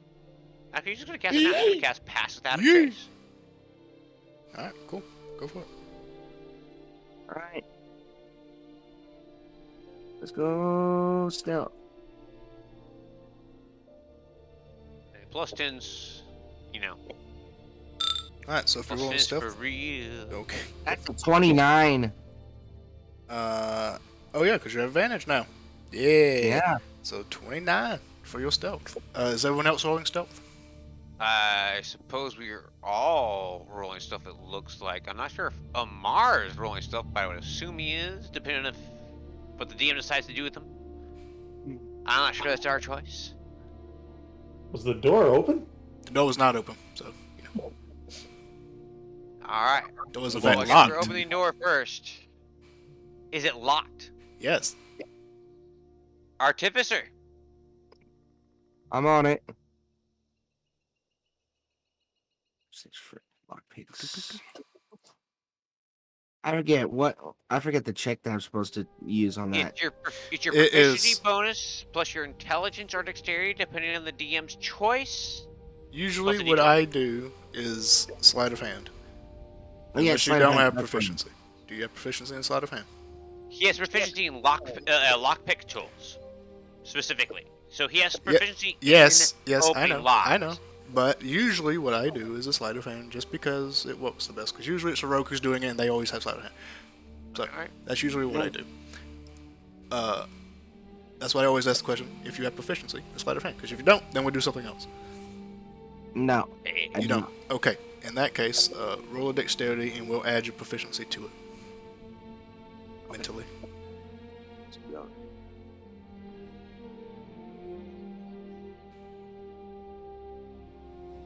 Good check.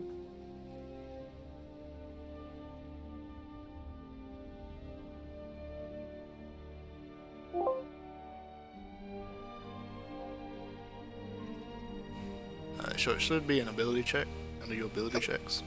Ability check. Yeah. String. I believe that's what it is. Intelligence. Dexterity. Alright, and your proficiency bonus is your level 5, so it's a 3 now, I believe. So that is a We're 10. level 4. Oh, you're level 4. Level 4. Still level 4, okay. So it's still 2. So that'll be a 9. It'll be a 9. Alright, so you try to unlock this this lock,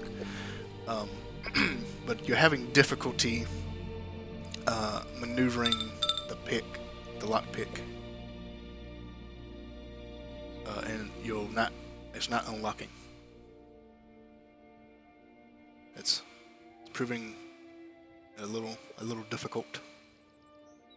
I'm having trouble with the door. Really? I might Yeah. need some assistance. Olmec is Yeah, gonna no- do like the polite bow thing and like motion Talon over towards the end of the. I believe at this point it would be your expertise. I do think I can at least dampen the sound. I don't think I can silence it entirely. He kicks the door down before you, just as you're talking. But it might Like help. a strength check. Quickly gets out of the way. Quickly gets out of the way. Oh, just an attack roll, honestly. Either one. No, wait, yeah, make an attack roll. You're more.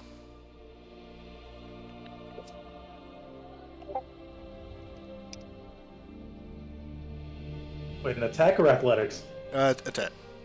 Okay. You're more. Your athletics is your attack.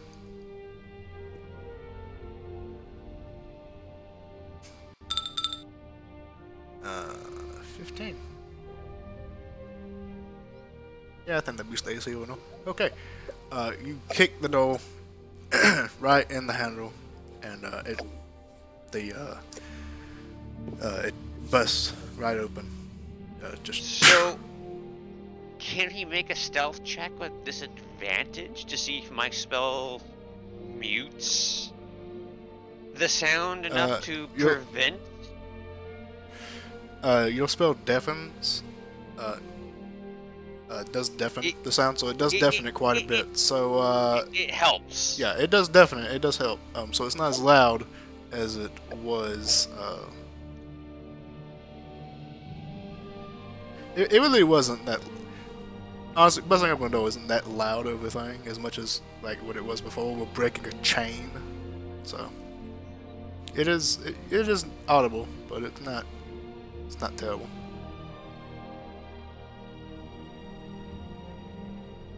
Alright. Olmec's gonna look at his compatriots and be like, so, marching order? I'll go first.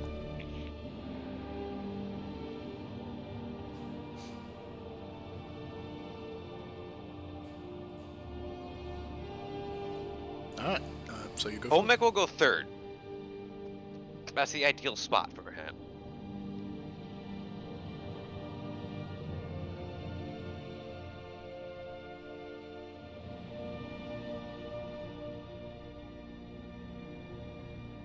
All right. I'm just gonna Yes, Mark can go last. do that, just in case. At the very least for now. See upside down. Maybe he might want to swap out later. Who knows? All right. So is this how you're going in? Sufia gonna lead the Okay. way. Will, you got 8. Oh, Mac, ain't you? Oh no, and your hat. Hold on.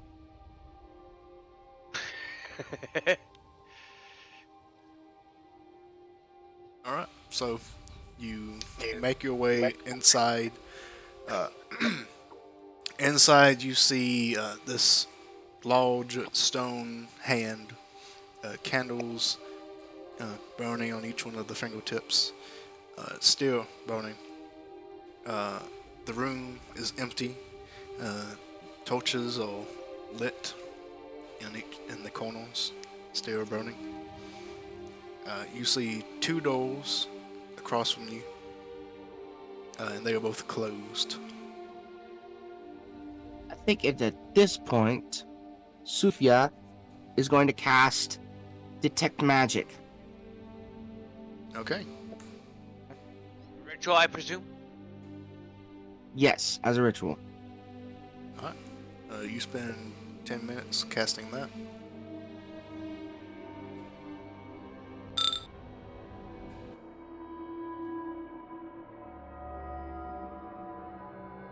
Now let's see what she can find. Is anyone doing anything in the meantime while Sufia is ritual casting May I use this? the help action when she makes her check? Check for what? Any sort of arcane anything. Okay. So everyone's going to wait for Sufia to finish the detect magic ritual. That's I basically think what I'm why asking. we proceed onwards and put ourselves into danger until she does. That'd be really fucking stupid. You know, everyone has their own way of playing. Like literally, they just beat me to it. That was my next move. So All right. So, you finish up ritual casting detect magic. Alright.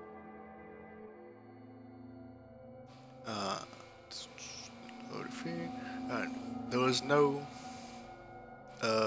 magical presence around you, well, other than your bracelet.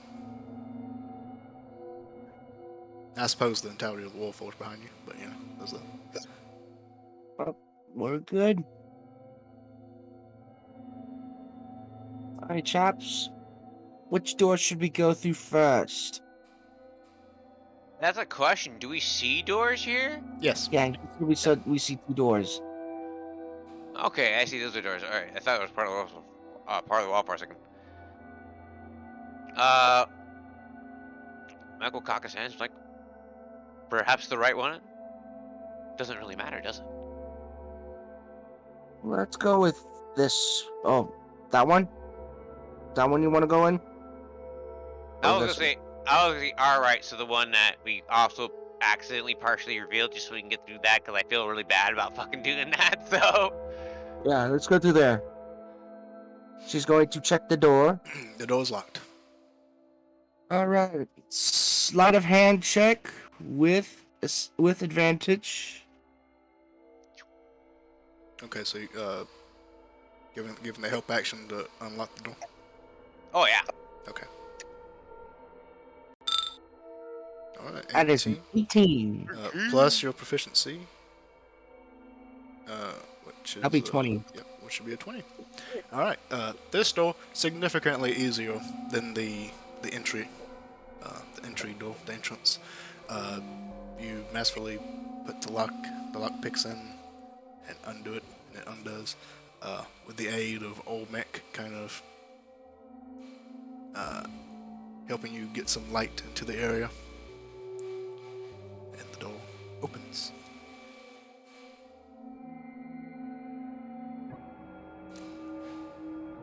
What do we? Yes, inside. Just gonna do that so you can actually see it. Inside looks like a study room. There are several desks, several chairs, 2 areas of study. No one is inside. There is a candle lit and a torch lit, still burning. Looks like your detect magic does not detect anything magical in this room. Okay. Well, he's going to do she's going to do an investigation check. Okay, I'm in investigation. Guidance and the help action. One or the other. That's how I kind of rule that. Alright. Well, help action is an average of +5, so I guess I'm going to do that. Oh, I mean, I have a So, plus 17. 6 on my investigation. So it would be a 17 with the advantage. Alright, well, with a 17, you look around the the room. You see several many tomes, kind of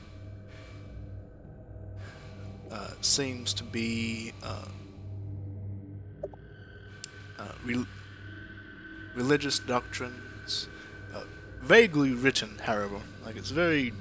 all of the text within these books are vague, except for a few, which seem to be ledgers of...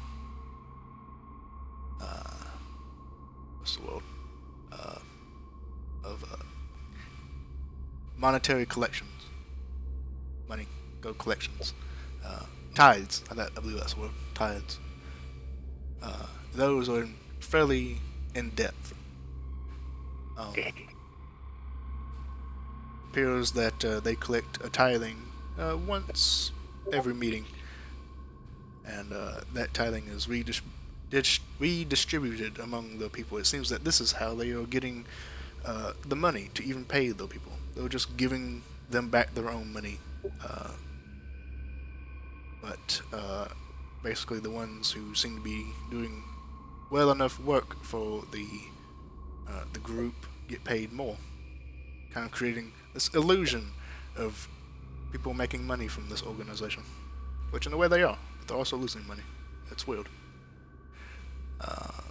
Too weird. Well, here's a business model to avoid. It's like a pyramid scheme. You see several notes and a tray full of ash next to one of these candles. It looks like they have a habit of burning letters to and fro. One, which seems to be in the process of being written, seems to be labeled out to the grouping in the city you were just in. Basically, because it's in the process of being written, so it's not finished. But it seems to be getting the gist of telling that group of individuals to not come early ever again. To only arrive when you are requested to this place. How burned are the letters? Very. It is just faint ash. None of the letters are in any kind of partially burnt. This is very deliberate and done. I guess as professional you can say as burning a letter is. Oh, okay. So they mixed like fucking water in there and used a fucking pestle from a mortar and pestle and like fucking ground it up. Well, not to that extent. Like- It is just they made sure the paper was thoroughly burned and is just nothing more than ash now. I'm not sure if I should roll an Arcana check, but if I may ask, would Olmec look at this and be like, "This might be something mending could fix"? It's beyond mending, I'm assuming. Yeah, you Or could is it not? roll. I would call it an intelligence check to. Oh yeah, it would probably be more akin to an Arcana check, even though Arcana does use intelligence. But yeah, Arcana would be. Mind you, he doesn't have mending himself, Uh huh. but rather the artificers mentioned they've had mending to him in the first session. Yeah, well, you know what magic is, so if you would, want to do an Arcana check to try and see, maybe this run spell could help out, you could do so. 17. 17?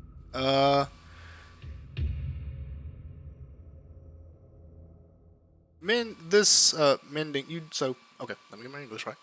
You do know the spell of mending. You do know basically what it does. It's kind of outside of your range of expertise, because I don't believe I don't you know read the spell. Yes. It is outside of your realm of expertise, but you do know of the spell. You know what it does. You know that mending fixes things. This is ash. This is kind of. It does seem a little outside the range of mending, but you're not an expert in mending, so maybe. But it does seem fall outside the range of what a cantrip is capable of, and you know the power level of cantrips at least.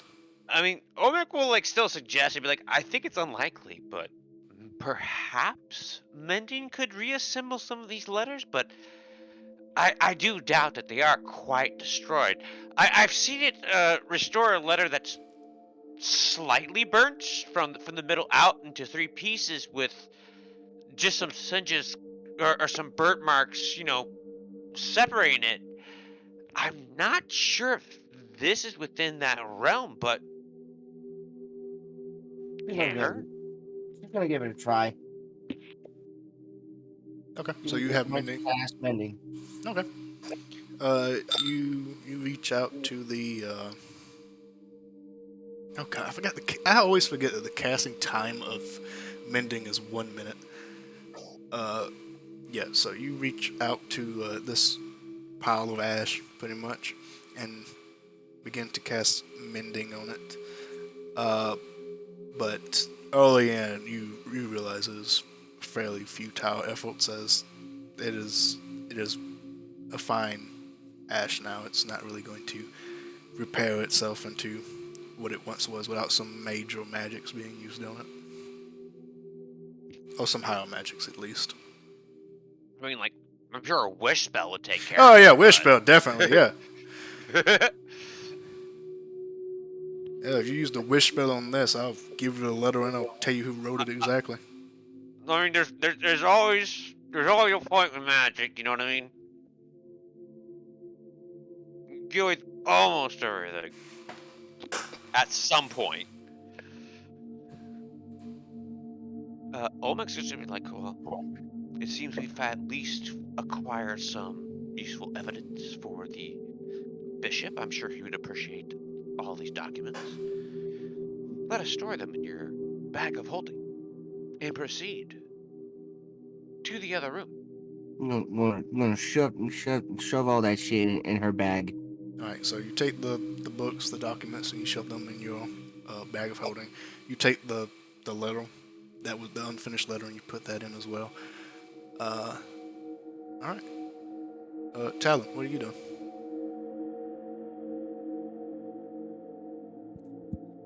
The door's locked. Yeah. No, it's not. Smash! Alright, so you kick this door as well. It cracks just enough to for you to peek inside, but it doesn't break all the way. But the door is, one more hefty kick will knock it loose from the He latch. still would have been in within 30 feet of me when he opened that door. Just as a side note, so it's a quieter kick. He's not a silent kick. Yeah, he would have to have moved up a little bit to kick it, so just barely in that 30-foot range.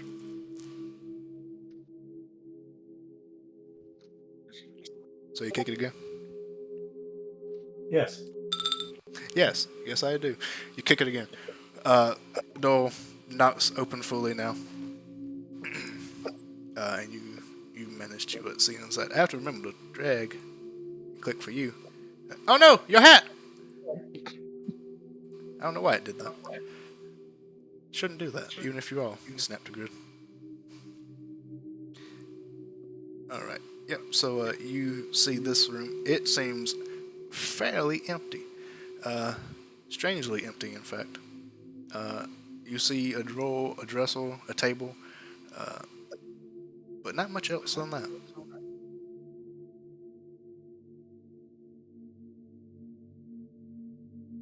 Well, he's gonna look around and see if he can find something. Alright, roll me an investigation check.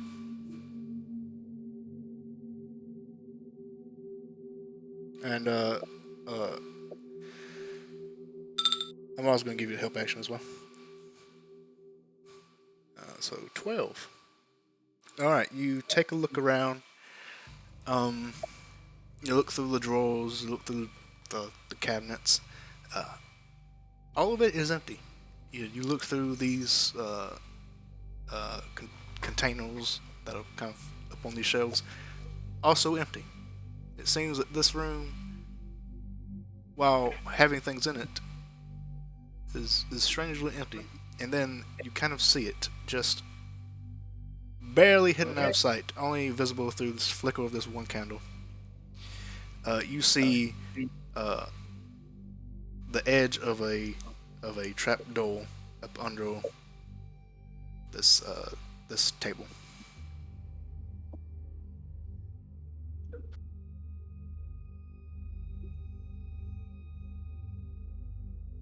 If he is gonna head that way. Yeah, obviously Olmec's gonna follow upon investigating our room. We'd have to move the desk to open the door. Not really. The door could be open with the table on it, but it would be a little more difficult. I'll open it. Alright. You open, you kind of go up under the table, open up the trapdoor, and you see a staircase going down.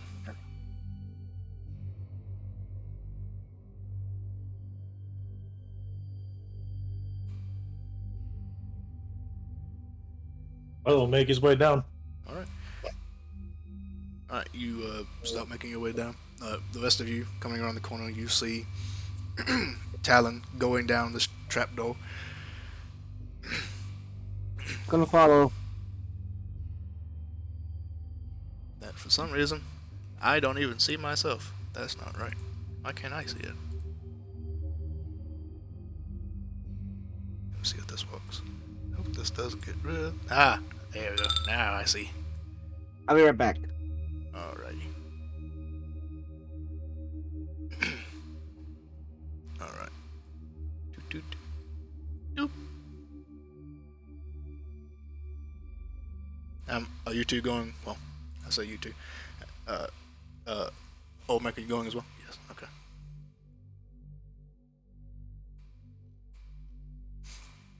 It was actually a stair going down into a stairway or a ladder. Same principle. Alright, you make your way down into this underground area.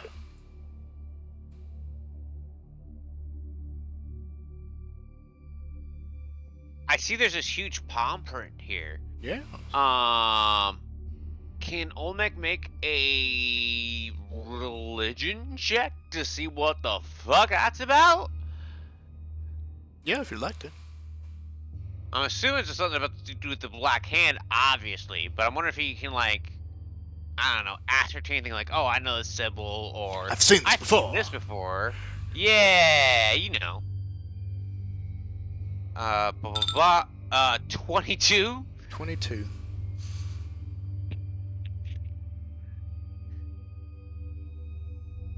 It's a thing I do alright at. It's almost like I'm trained in this. Alright, 22. Alright. As you kind of look at this symbol,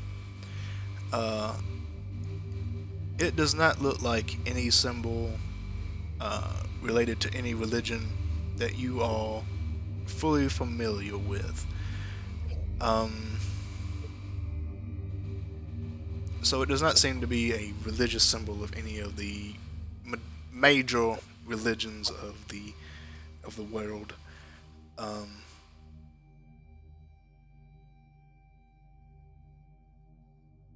But you gather, basically, just from everything you've seen in her, that this seems to be a symbol associated with this group known as the Black Hand, which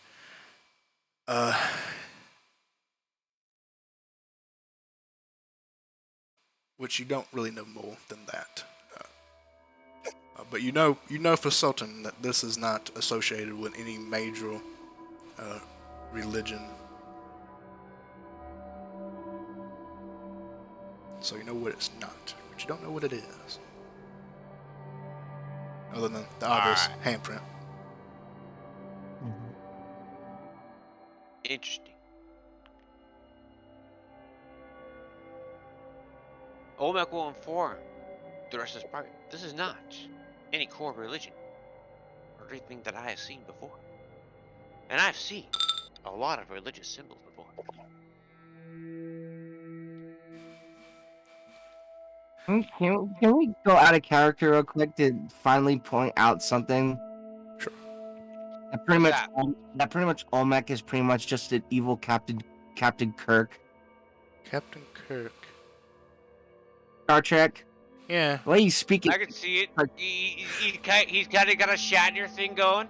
You know what? he's got a weird thing going on. It's like It's the speech. It's the speech method. Yeah. it's a freaking speech method. It's like, am I talking to freaking William Shatner here or what? It's like the druid version of William, because you're not that far off. This I don't know if isn't you know part anything of about. any major religion. It's something different, something else. It's evil. Okay. What is over here? That is, as you walk in, it appears to be some kind of tapestry hung up. I don't have my detect magic on, do I? You less than 10 minutes. I would say you're kind of getting on the edge, like that. I mean, you could always The ending. recast as a ritual That's without spending a spell slot.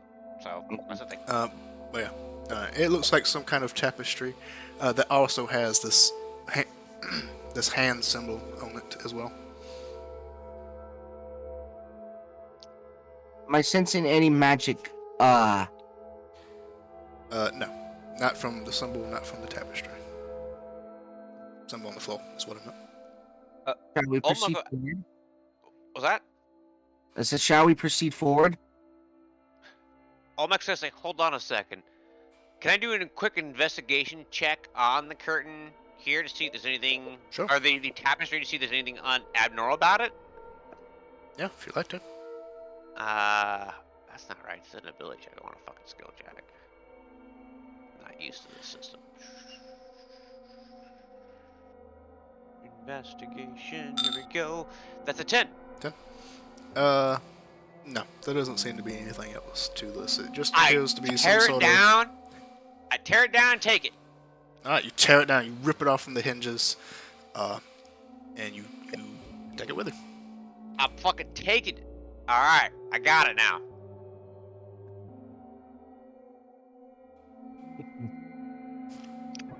Olmec looks at the others and goes, well, I think at this point. How high are the ceilings as we go downstairs? Like, do the ceilings decrease in height? Like, how high is the ceilings on any particular floor, Mr. DM, before we go any further? They are about 10 feet. 10 feet Mhm. each? Cool. Yeah, it's a pretty I continuous 10 feet. I transform into a giant spider. And I actually got the proper icon for that. And I'm following the party. Mind you, I am still continuing concentration. Arachnophobia alert. Arachnophobia alert. If you have arachnophobia, look it right now. I'm still maintaining concentration on Pass Without a Trace. Wow. This is active. As a side note. You can just leave yourself right there. And let me just leave myself further. Yeah, you just leave yourself right Cool. I'm gonna throw him out of here. there. If you Oh, throw I yourself get it. out too far, you might not be able to, but you also might reveal something you shouldn't. How's that? That'd be good. He's over there. This reminds me of like a Star Wars droid. Ah, you become And I'm a metallic crawling spider. on the ceiling, stealthing along with the party. I'm following. Should I roll a stealth check? Yeah, roll new stealth checks. Okay. So that's +7 on the spider, plus another 10, so that's a 23. So 17, 23, 17. I'm not going to roll for him. I'm just going to assume he succeeds. Yay! Uh, We succeeded. Well, unless you're not being stealthy. Are you just running in, guns blazing with? Sneaking in over here. What can I see? He's just walking. Not stealthing, just I walking. really. All right, no stealth check needed. Alrighty. It's always difficult keeping track of two map tools. All right, you make your way further in, and you see this appears to be some sort of like resting area for eating meals and such. You smell just out of the corner from a room next to you the smell of food being prepared, or was in the process of being prepared. You don't hear anything moving in there or anything like that, but you do smell the scent of things being cooked or having been cooked. Gonna move over here.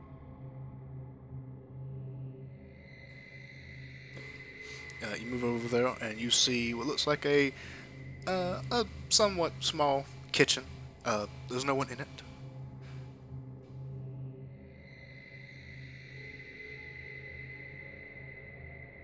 Well now. Shall we investigate this place or should we go on?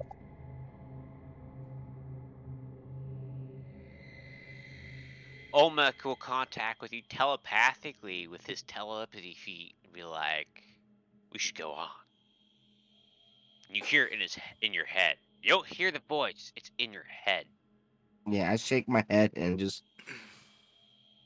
walk down the stairs. Roll me perception checks before y'all start moving. Perception wait. check? Perception? Is this a smell? Up to you. I'll say both rolls. Because if there's a smell, We'll always assume you'll use your snoot. I got 19. It may I got not help 19. you in every situation, but we'll always assume you'll use your snoot. Because why not use your snoot when you have a snoot?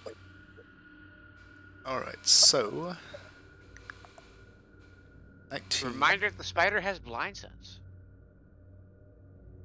Yeah, that sounds cool. Blind sight, Yes, I should say. blind sight.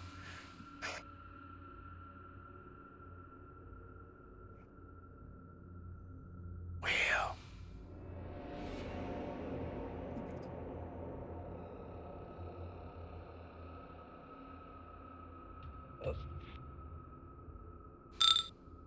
Thank you. All right. So, as you continue on, let's see here. The spider, the giant spider, hears something coming from beyond that door that y'all kind of passed, coming down into this area. You heard a faint chanting.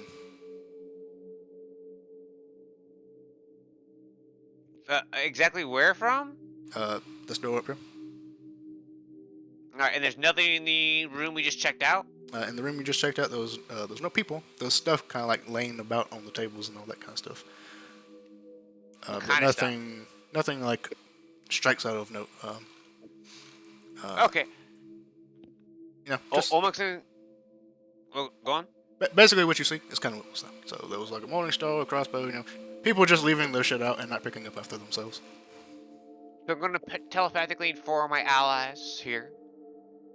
I seem to be hearing something coming from the other room.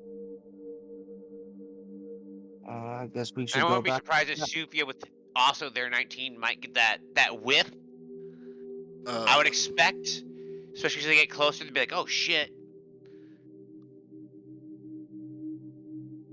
All right. Unless there's no smell, which would be very interesting knowledge. Oh crap! Okay. Crap! My token. I accidentally. Oh. It got swallowed by the spider. Got swallowed by the spider.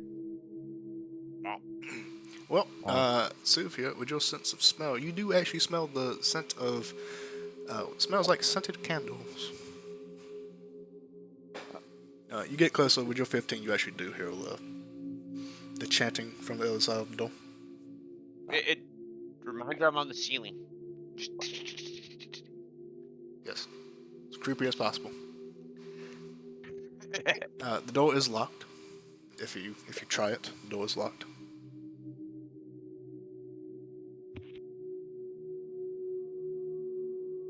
Shall we? It's up to you. Well, I'm looking at the others. Like, shall we unlock or shall we bust it down?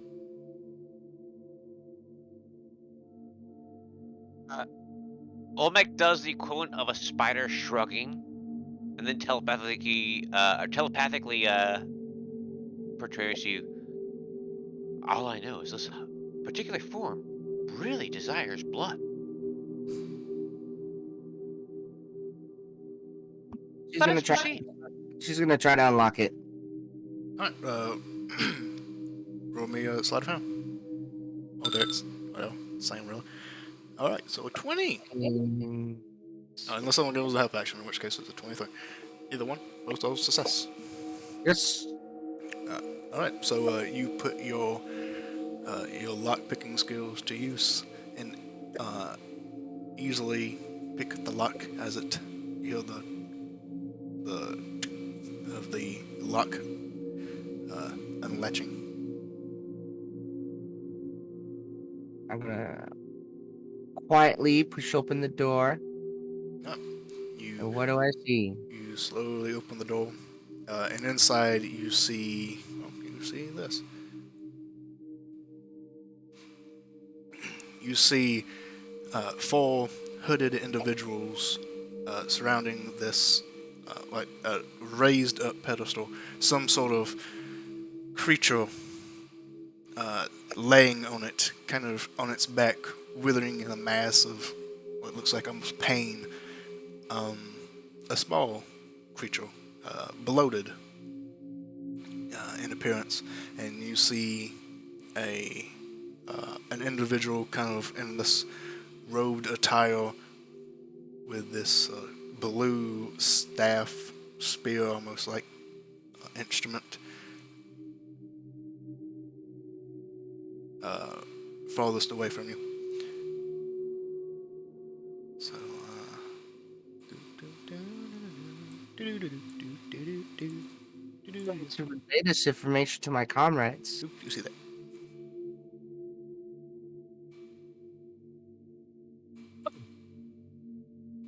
And then, Olmec Oh my is god, what the hell is that? going to telepathically contact this horrific, abominable creature, Thing in the middle. and it's not going to be able to contact back. And this is definitely a deception check, DM. Olbeck is going to say, we're here to free you. Once you get free, help us kill the other guys. Okay. We're on your side. Okay. All right. Roll deception. Talon, were you doing anything? Because I saw you moving in before everyone else This was. would be actually deception from my character because of the way wild shape works. Yes, 'cause it'll be it's- your deception. It won't be the spiders. It'll be yours. Because you keep all of your mental stats and your proficiencies. What is my So- my deception is +1. So Talon, Will, were you doing anything? Because I saw you pushing on in. Remember, this is all happening simultaneously. So yes, let's, what? It's a fucking 2. Yeah.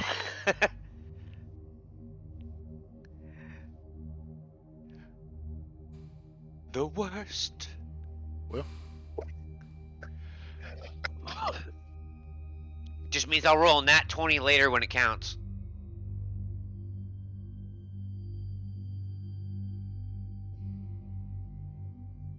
Nat 1s are the shit. Especially when you don't really need them. He's just gonna walk up and. Yeah. What the hell is this? Yes. Omega's good. Yes. Following it, do I need to make another stealth check? I can. Well, let's all right. So you all see Talon just walks up in here, and really, yeah, just walks up in here. And as he does, he's not stealthing, so he's not stealth. So he is plainly, obviously, and the ones kind of doing what looks like this ritual notice him and look.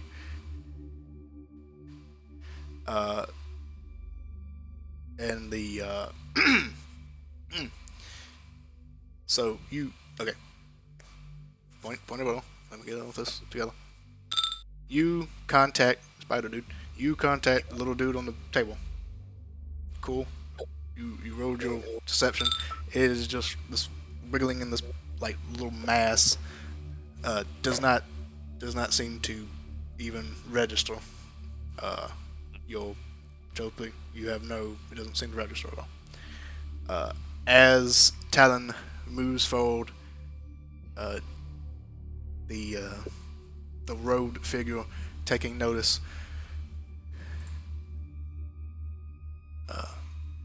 raises up their hand. Intruder. And now we roll initiative. Yes! And by you roll initiative, I mean I roll initiative because I roll initiative because it just makes it nice and clean. Yeah, that's right. You roll the initiative. Yes, so I will do this. They have- And all basically just because this is basically your first combat. The way I do things is, I roll your initiative. I usually roll creatures or enemies in groups. So for this instance, all cultists will go on the same turn.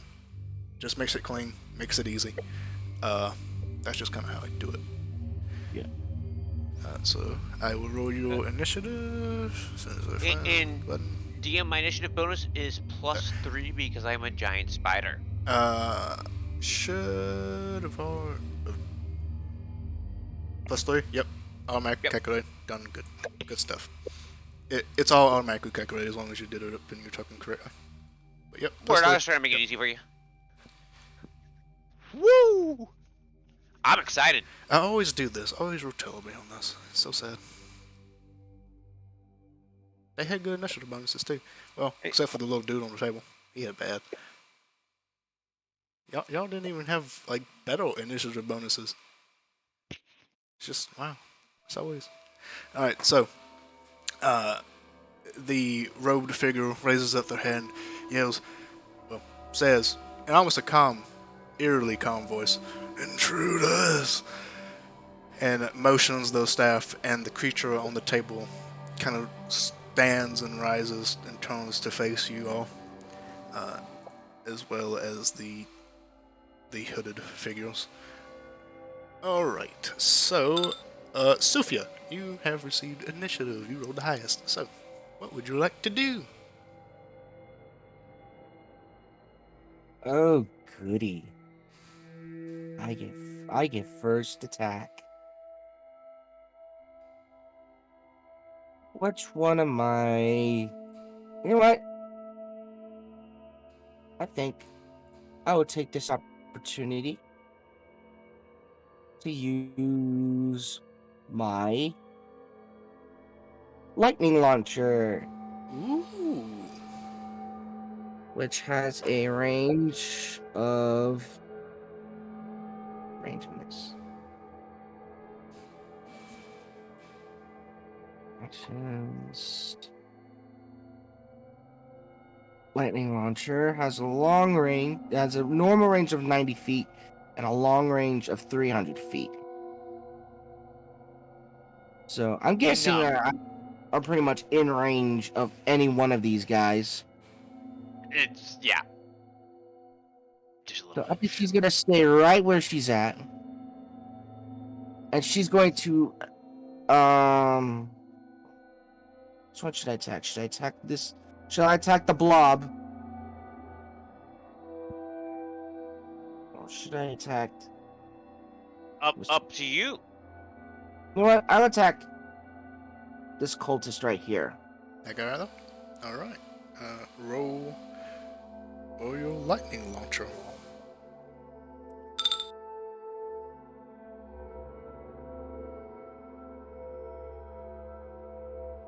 It's a Alright, 17 to hit for 7 damage. So she raises her arm up, and you see this little this little like tubing come out. It sparks, it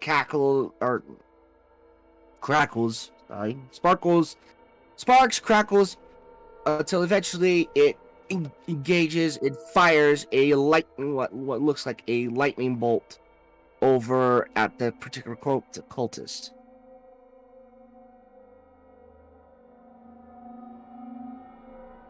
Alrighty. And it fires directly at him. And he takes a direct hit in his chest, being zapped, the electricity coursing through his body.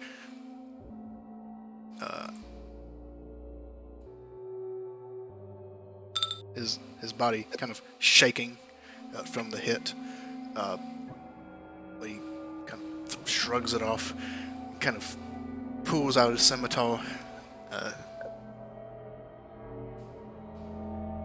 Anything else?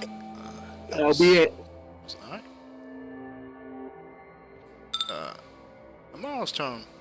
Oh, thank God he has all of his. He has his token. Probably he has all of his spells. Thank God.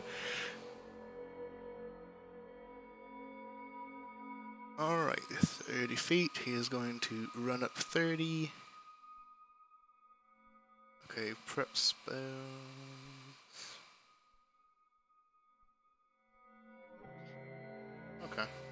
Okay, looks like he's a healy dude. Looks like that's what he set himself up to be. Okay. I don't remember if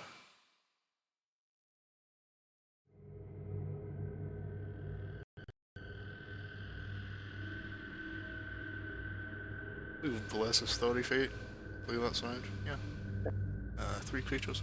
Alright, he is going to man, I kinda wish I had, combat before this. That way I could kinda know how he would flavor his stuff. So he I'm just gonna say he takes out like one of his tomes that he has and kind of like goes through it, finding one of the spells that he always has prepared. Reads through it, and the pages kind of flow around, and a sheet of paper slaps onto each one of you, and he is going to cast Bless on you three. Yay! Oh shit. We have been blessed. Because 3 creatures of your choice. Yep. So he's going to cast Bless on you three, because it seems like he made himself up to be a healer, kind of support character from the looks of it, with some damage ups. Yep. So you three have Bless on you. That's an action. Don't believe he has any bonus actions. The battle music is. You know what? You're right. I thought this music was kind of good, but you know what? It's not really that battle intensive. Wait, there's battle music? I usually post things in No Mic DM Game so that if you like, you can listen to it. What are we using right now? Hold on. It goes from the very bottom. Whichever You one know is that, the very bottom, how this one I would use. you know how Rhythm got exploded? Yeah. Fred Boat is the same thing, and it's here. So if you want to get like something like Rhythm, that's that. I didn't even use. I used Rhythm at the beginning and I hated it, so I stopped using it. So now I just do it this way because That's legit. I just like it better. Nothing wrong with that. Yeah. Well, Leo music. How does that sound? Alright, so you got Bless on all of you three. I don't really think there's anything else you can do as a bonus action. So, Giant Spider! Yo, so Spider Mac gonna be walking. Spider-Man. See, Spider-Man. How tall is Spider-Mac? So Spider Mac is 10 by 10 by 10. Rhythm was a traitor. Actually, no, he's 5 feet. Actually, I'm not sure how high he is. I know he's 10 by 10 in general. I think he's flat, so I'm guessing he's 5 feet high? I would assume. Somewhere in that. That sounds about right. Like, about 5 feet in depth. I mean, spiders can press themselves pretty flat, too, so...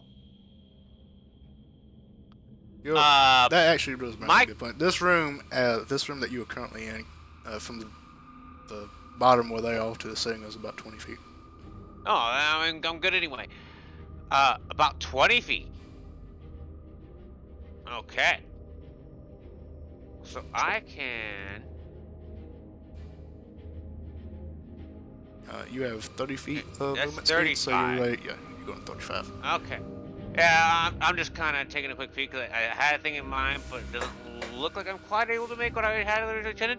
Yeah. That's fine, though.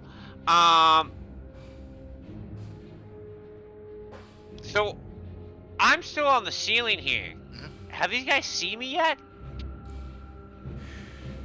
Because I rolled that 30-something stealth check earlier, yeah, 36? 30-something stealth check. They don't seem to have taken notice of you, but they all currently situated on, well, the rest of your party, because you haven't really made yourself announced yet. So if I just kind of like drop over here and just like, surprise, motherfucker, and just bite this dude, would I get advantage?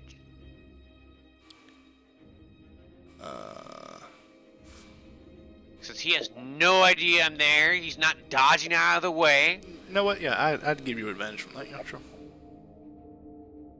So I'm gonna hit him with that bite attack with advantage. 17 with advantage.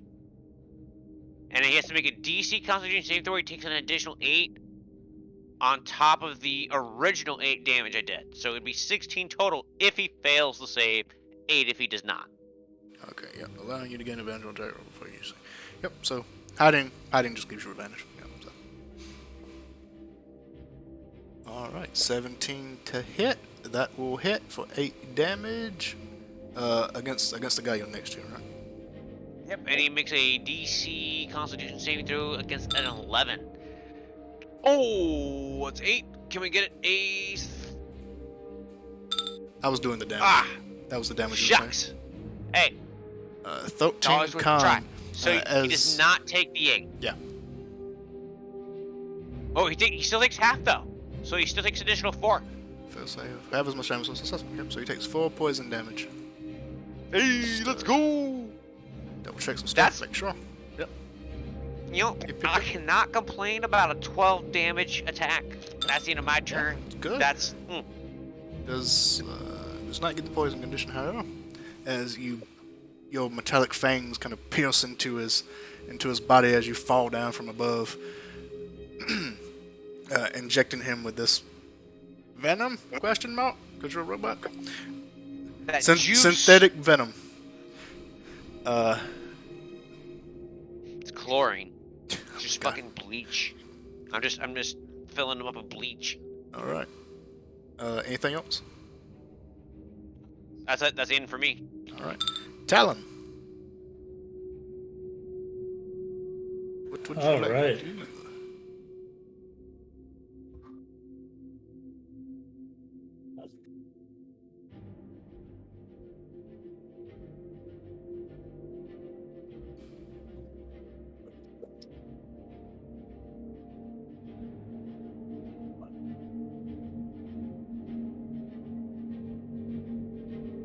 Are you talking?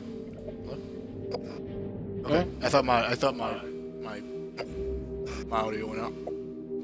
It didn't.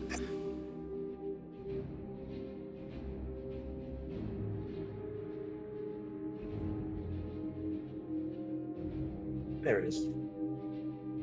Firstly, he's gonna take off his hat and put it in his coat.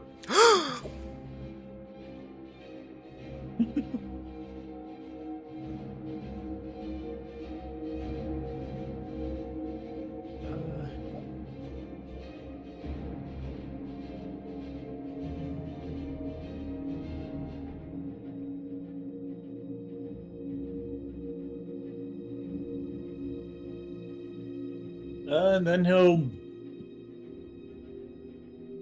he's gonna cast Burning Hands on this guy. Oh my god.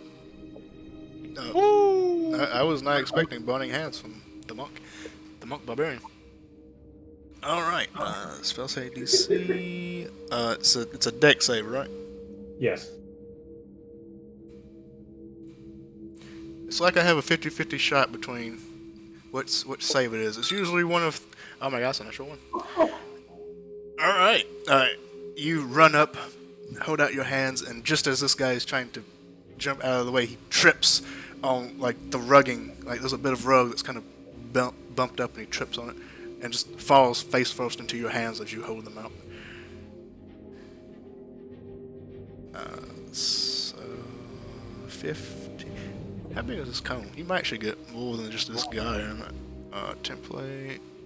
Cone. 15-foot cone. Hold on. I always do this wrong. It needs to be placed on you. Pretty Yeah, you won't get that guy. Unfortunately. Just out of range. But you will get this guy for 15 fire damage. Directly to his face. As the flames engulf him. Screams out in pain. Alright, bonus action, he's gonna rage. Oh shit! Oh no, he became an X. Oh no. The thing didn't work. I don't think the thing you had in plan worked. Oh no. So sad. But it was amazing. It works. Oh, it works for you? Works for now. Is it You can working always for you? fix it. There. I see an X. Oh, you see an X. Okay, so it's not working. That's a shame. I would have liked to have seen it. But he's raged. But you are raging. I wonder what the issue is. Probably a state thing. I think it's a asset thing. A memory thing. Could be. Alright, so bonus action rage. Anything else? That's it. This man is now kind of in front of you, grasping at his face. being severely burned with these 3-degree burns. Ow. You would like it right. Just go with the old-fashioned way. Alright, cultists. That should work. Yeah, that didn't work either. It might be the picture is corrupted. It might have saved corrupted. Which is unfortunate. It'll be the format. Alright, so it is the cultist turn. Alright, the one that you just barbecued his face is going to attack you with his scimitar. Twice.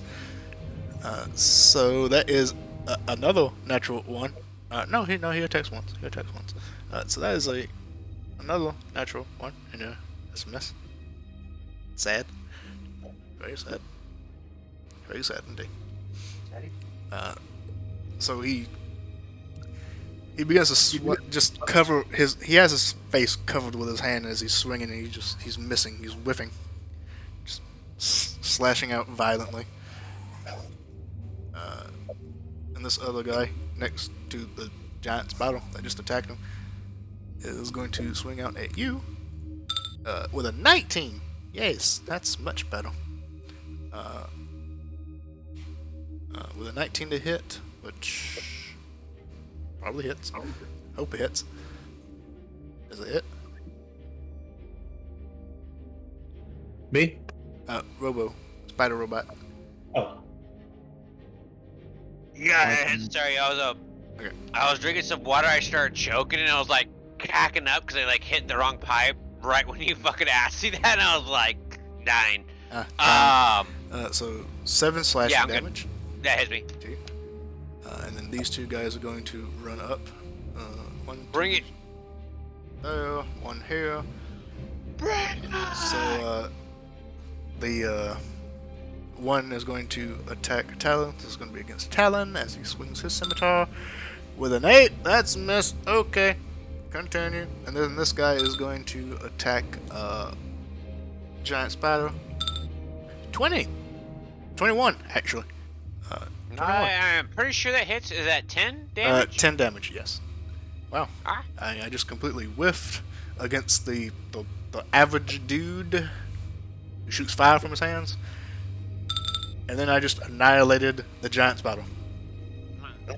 I'm fine. I'm okay. Ow. Giant Spider 0, whatever. I transferred back to HP. Dudes are broken. Alrighty. Who And now next? it Mr. is- Wizard? No, it is the demon's turn as it stands up and kind of hobbles forward towards the machine spiral. Right? You are one ugly mother effer. So it just kind of waddles up to you, arms outstretched, these disgusting-looking claws at the ready, and attempts to swipe at you. Wow, with a 20 for 3 damage, as it just kind of scrapes against your metallic body. Fine. Yeah. If anything, not reducing my HP more has saved themselves severe pain. Now it is Magic Man's turn. Maybe Magic Man's turn. Don't really know yet. Just kidding. He is Magic Man. Magic Man! Magic Man! Alright, actually need to look at those. I need to, I hate autocorrect sometimes. All times, mostly.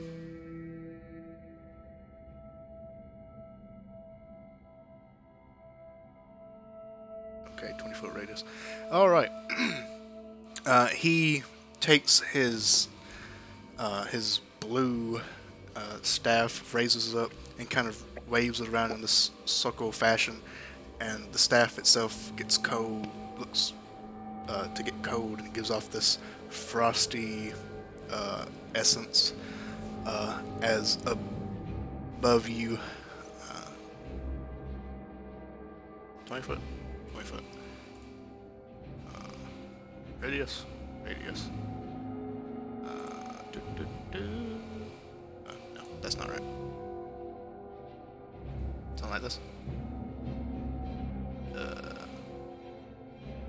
Yeah, so this, but one down, so he doesn't hit his buddy. I just didn't feel like drawing it again.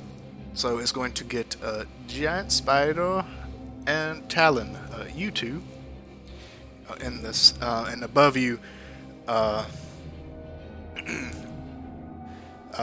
hail of ice begins to form and pelt you. So I need a dexterity saving throw. This was a terrible roll.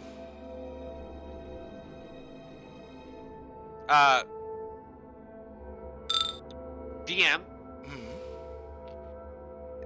I'm a little confused with that 25 radius you got there, buddy. I'm not sure if it actually changed the results. I'm just like... Measured out to 20 when I did it, which is weird. I don't know why it does that. Yeah, honestly, 5 squares. I think it'd be the same, though. I think you can still do the same with 20, so I think we're good.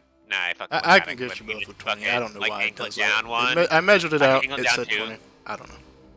You should be good. Because if you just angle it, Don't worry you're about fine. Let's see. What is that? Dexterity. Dexterity saving throw. Do I get danger sense for this? Does it include spells? I think it does, right?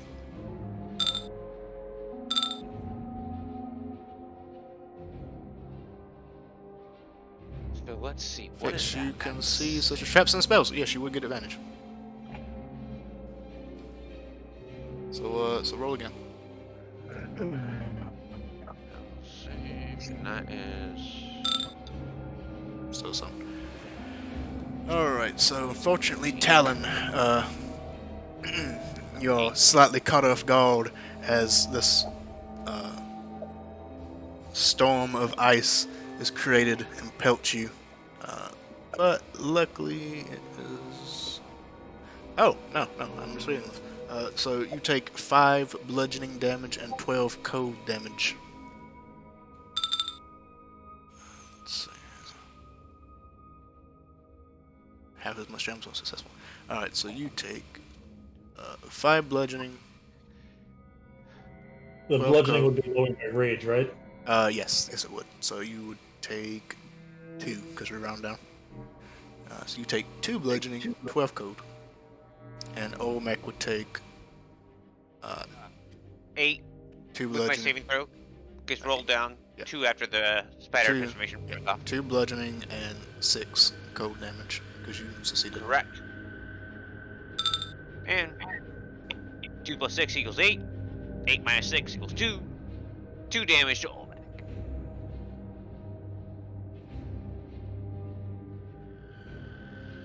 His spider form is gone. Oh no, bro. I still got a wild shape. Although I have other.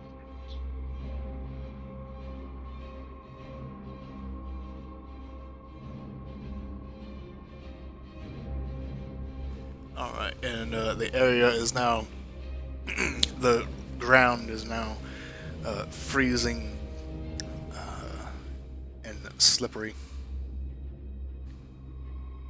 Alright, that's just all. Sufia.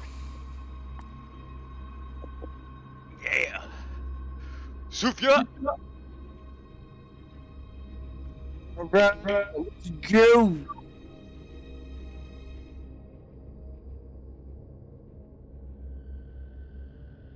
See what to do.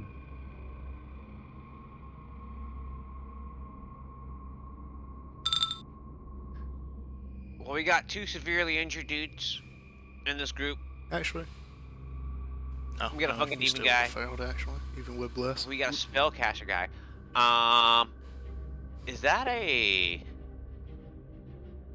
So sad this doesn't work. I'm sad as well. I really wanted to see it. God damn. And then we got a spell guy in the back, yeah. He's not concentrating anything at the moment, though. Send, if you can, DM it to me, and I'll see if I can do it.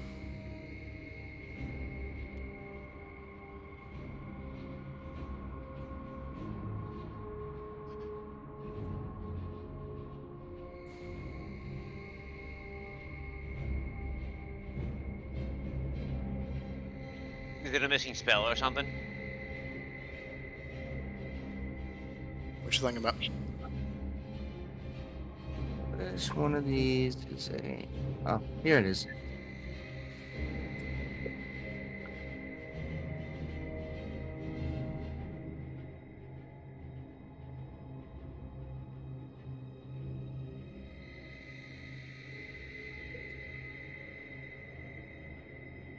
What is the juice?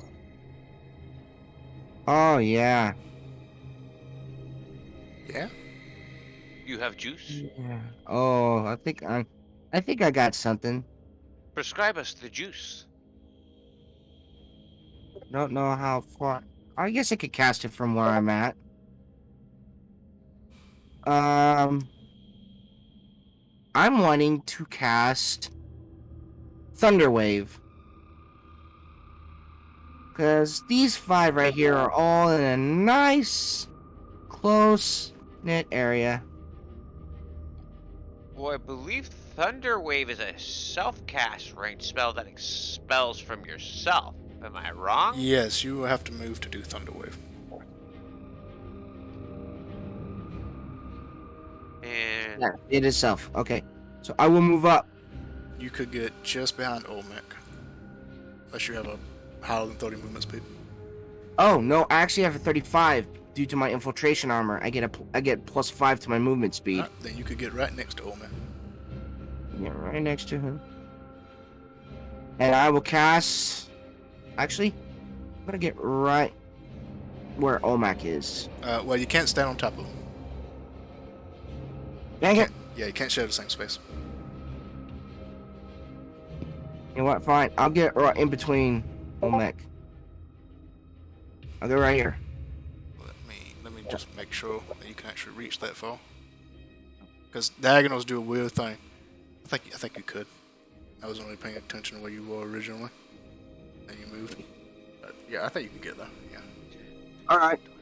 And now I will cast Thunderwave. Alright, so 15-foot cube.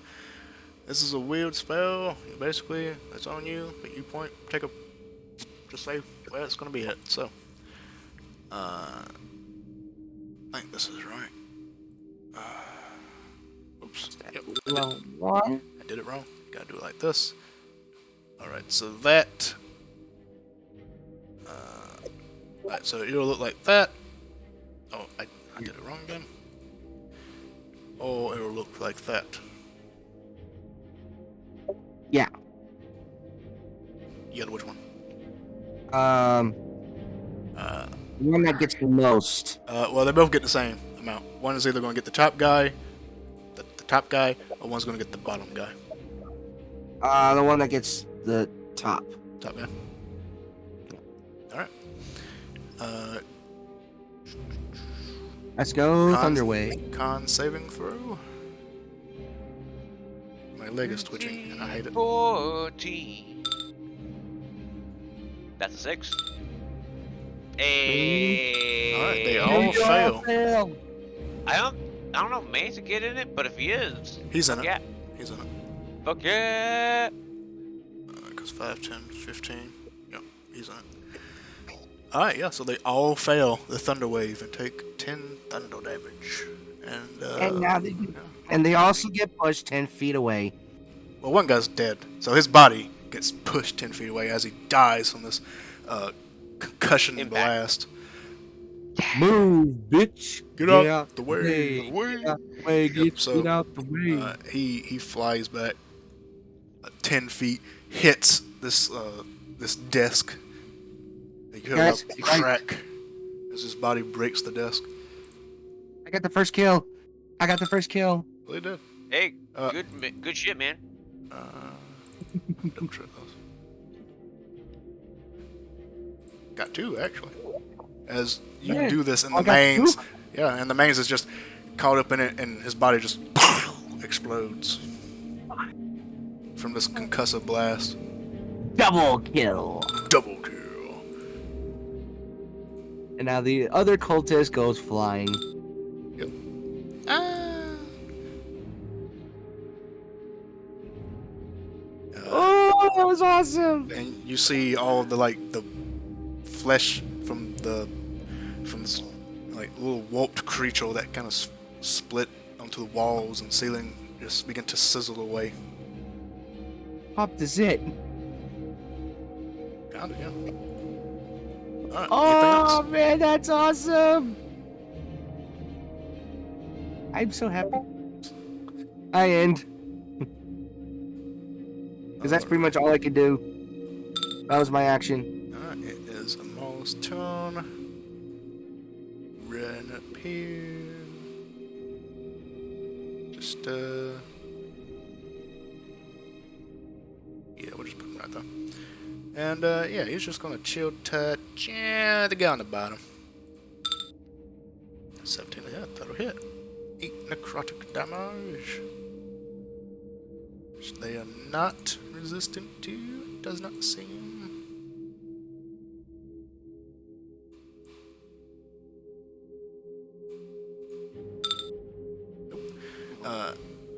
And the spectral hand just kind of grabs onto this guy's shoulder, and his cloak and his skin begin to deteriorate. All right, Talon. I gotta look at this. So the music will stop momentarily, unfortunately. Olmec was before me. He got taken out of the initiative because the spider. You deleted the spider. Yeah, that'll do it. So Olmec, you go then. Alright, well, in that case, I am going to cast Healing Word on Talon with a bonus action. If I can get my fucking shit to show up. There we go. Healing Word. Casting at level 1. That is 4 plus 6 HP. That is a delicious 10 HP to my associate Talon. Sup. I'm gonna turn to a giant octopus now.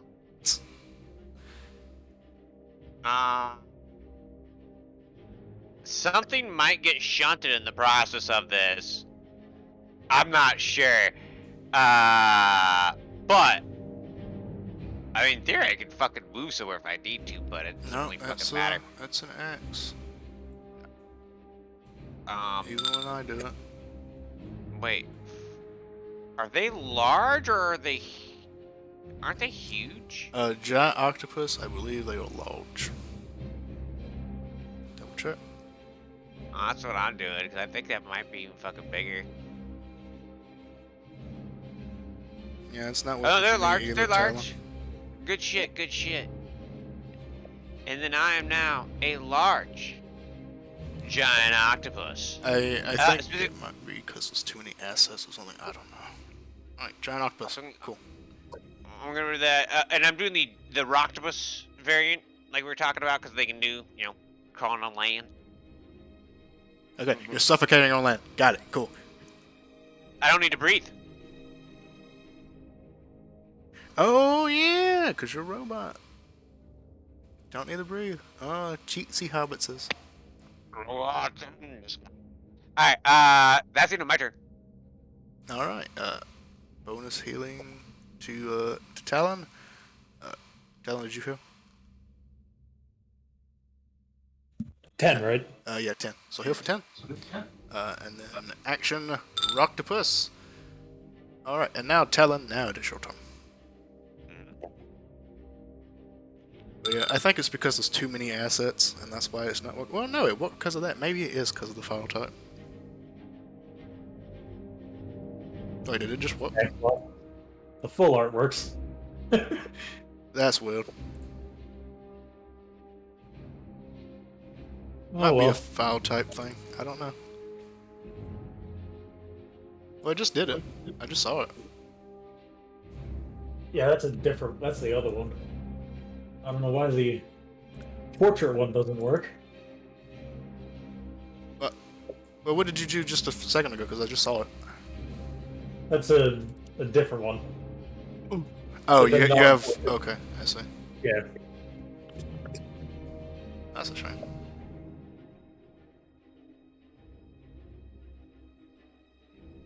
Well, anyway.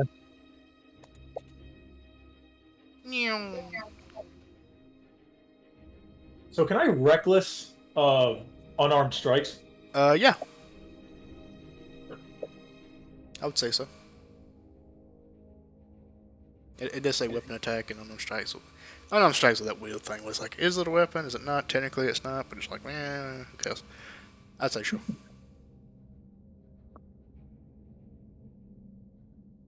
Well, I'll be spending a key point to give the priest a 3-piece.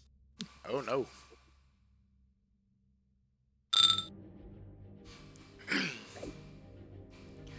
Alright.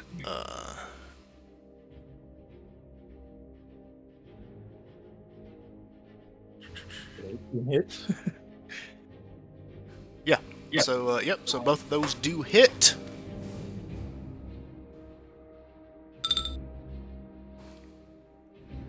Alright, 11 damage. Did you roll those with advantage? Or was that your advantage? That was advantage. Okay, that was your advantage? Okay, 18 does hit. So, 11 damage. Second attack. Ooh. Is it? Is it? No, it's not. Close. Damn. So, yep, so that'll hit. What's his Damn. damage?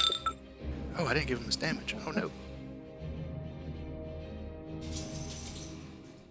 Third attack. Yep, that'll hit. So, 11, 22, 30. 30 damage. As you just run in and just basically just beat the ever-loving shit out of this figure. Just one swift kick to the side, it kind of bodies over, and then you come in with a left hook, smack his face up, then you come in with a side hook, and he's almost bellied over now.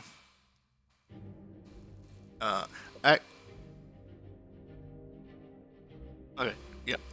So you were in a little bit of difficult terrain a few seconds ago, so you wouldn't really get to be over there, but you'd be able to get there. Something like that.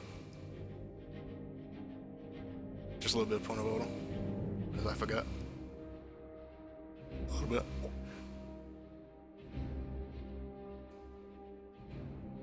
Oh yeah, I forgot what I was doing. Stealing a damage marker to somebody. That's what I was doing. Because I forgot to give it to him.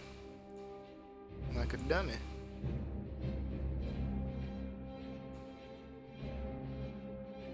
Yeah.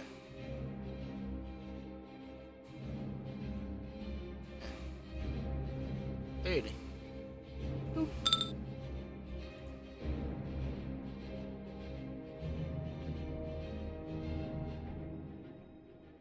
Alright, anything else? That's it. Alrighty. That's a lot of damage. Alright, now it is the cultist turn. This one is going to turn around.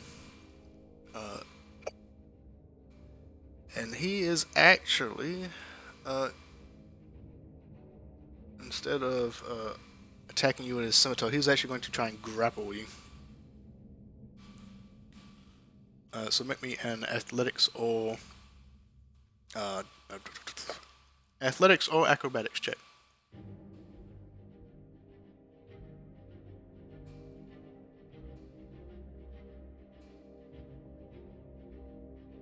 Talon. Should have specified against Talon. Ah.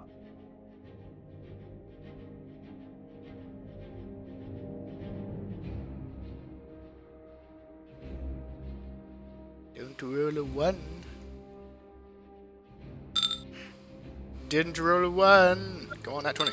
Shit. Alright, so he tries to grab onto you to try and pull you away from the spellcaster. But as he tries to grapple you, you manage to force him off. And that's his action. Sag. Alright.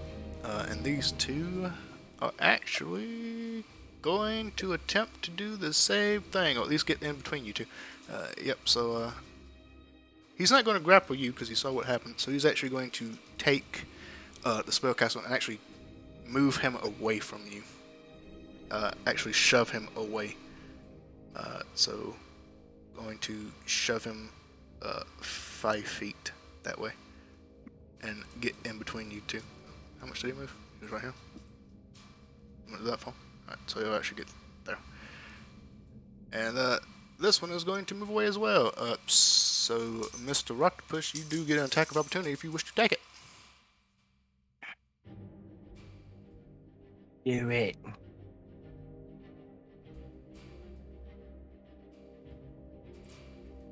Mr. Octopus? Wait. Oh Mr. shit! I do get an opportunity attack. Yes. I believe your reach is 10 feet, actually. 15. 15? Oh, so actually, you also would have got one against the other guy. So, which it would have been up to you to choose which one. So, my question is, DM. In your version of the rules, can I release a grapple at will? Yeah, that would be at will. Then I will absolutely take that opportunity attack. Alright, against this With guy or the other guy, because they're both moving. They're both moving simultaneously. It's gonna be the guy, the second, or actually the first guy. The first guy? Okay. Yeah, the first guy. But Okay. it's a 13 that might not hit him. 13 actually does hit.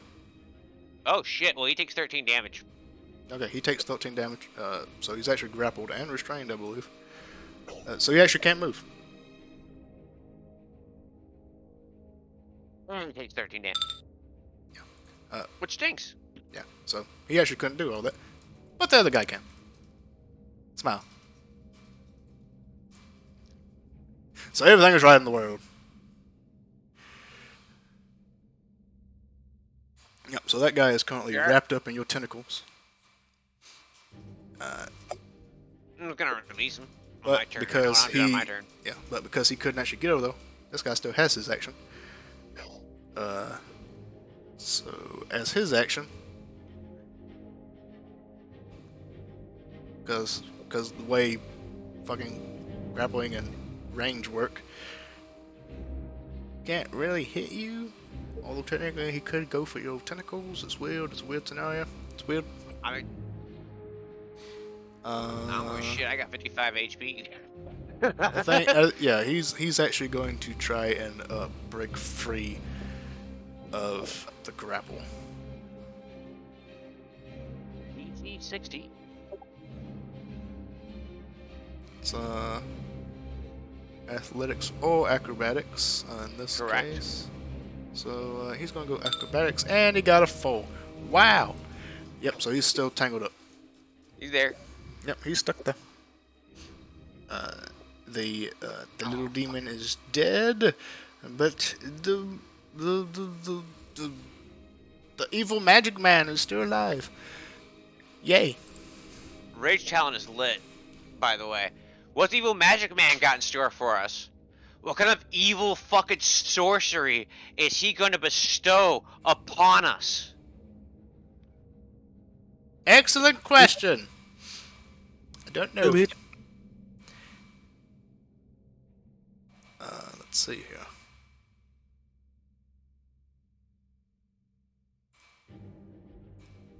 I'm not sure read what I made those. Okay, that's what I made those. Yeah, what is he gonna do? Decisions.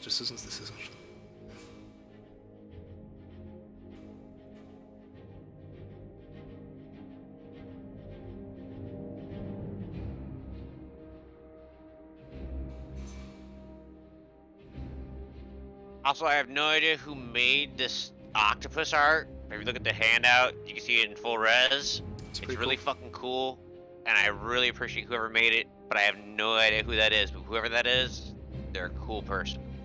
And I give them full credit because I did not make this shit. I just made a token out of it.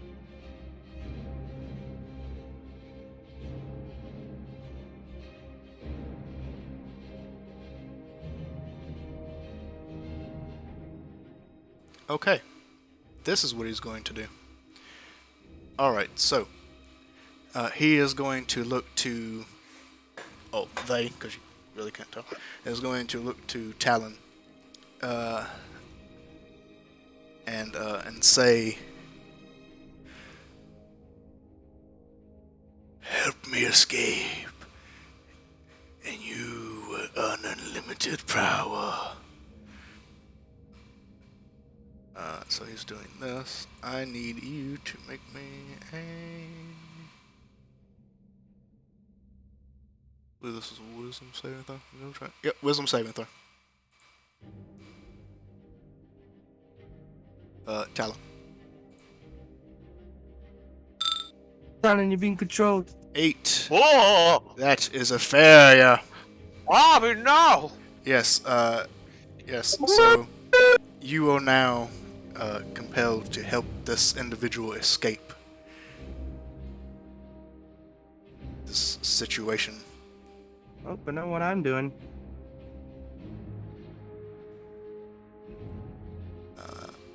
Now,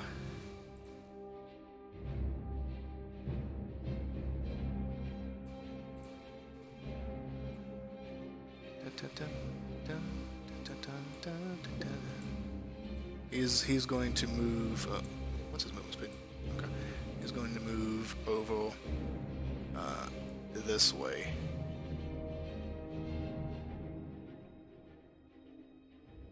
Actually, staying next to you. Yeah, he's gonna stay next to you. All right, Sufia.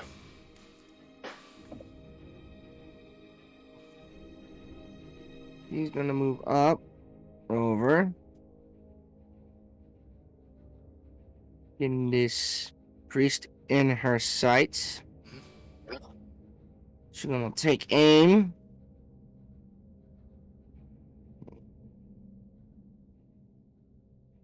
Man, I should have did that from the beginning. Would have made this fight way more interesting.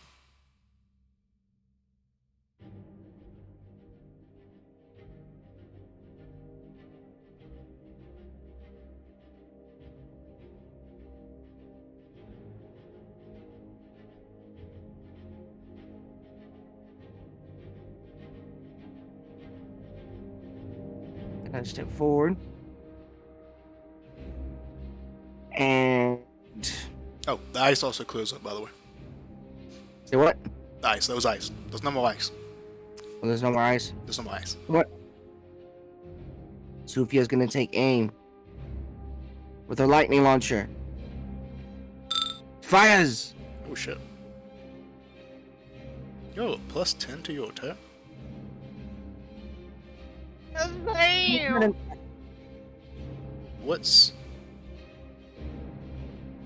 Heck. What, Wait, let me look. Let me look in here. Should be a plus. Is it 6. plus 6? Yeah. Okay, it's using your intelligence. Okay. I'm guessing it's using your intelligence, right? Yes. Okay, it's using your proficiency. Yep, so that's a 6. Let's look in here. Yep, you filled all that out, right? Wizard. Should be a natural 20.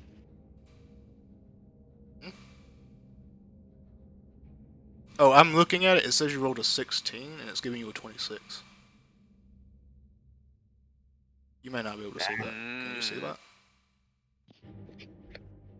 Let me look What at your you're in, macro. Sufia? Okay, What's I'm what? What you're in? 18. Ability plus 6. Yeah. Oh, did you add that in? Plus Did 6? you add that in? Add what in? I'm saying attack bonus equals ability plus 6. Did you add that in? at +6? Yeah. That's what's throwing it off. Yeah, Wait. you weren't supposed to edit that. The attack bonus equals would already be added. So it's actually adding in your ability, which is your ability score bonus, which is a 4, +6, and it's also adding in your proficiency bonus again, which is giving you a +8. Oh. Yeah, so it's giving you a +10 instead of your So, regular bonus. So that's what So- it's doing. Wait, so it should be ability plus. Whatever the it should original be was. ability plus proficiency, which is +2. It should be +6, not +8. Okay. Well, my yes, bad. that's okay. So this is what happened. You went into the macro. What it originally says is, I can't remember exactly what it originally says, but I think it usually says plus proficiency. You deleted proficiency or whatever the fuck it said originally. You added in +6. So it's taking that, it's adding it as well, and then in the macro math, it's adding in that 6 with your proficiency bonus, with your ability modifier, making it a +10 total, which is wrong. So that's where the error is, because you added in 6 instead of leaving it. Oh. So, yeah. So find, like, the original macro. We'll worry about it later. Find Yeah. the original macro. But that was Copy, a paste. 22 to hit. Yeah, yeah, it still hits. 16 is 22. Yeah, it still hits. I just needed to find out what the problem was and fix it. Yeah. And we found it. I'm fixing it all these. Yeah. So, but that does hit. It's for 9 Nine. lightning damage. 9's not bad. 9 isn't bad. Yep, so, excuse me.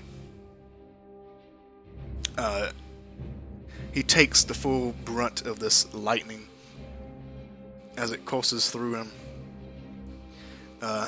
bringing him down to like one knee, but he manages to hold himself up, still holding on,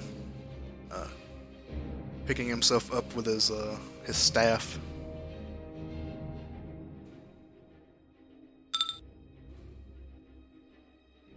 Now I need to do this. Okay. Alright, anything else?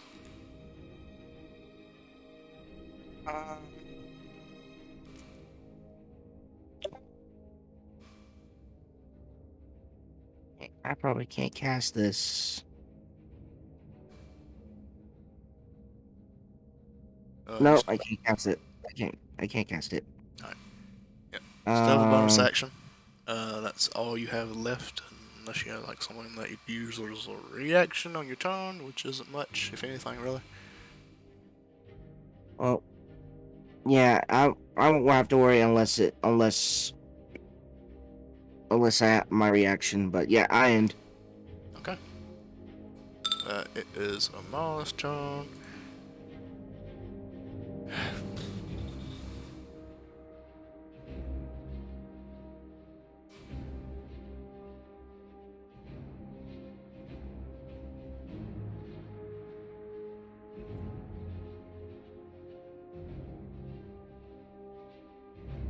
Oh yeah, that's in range.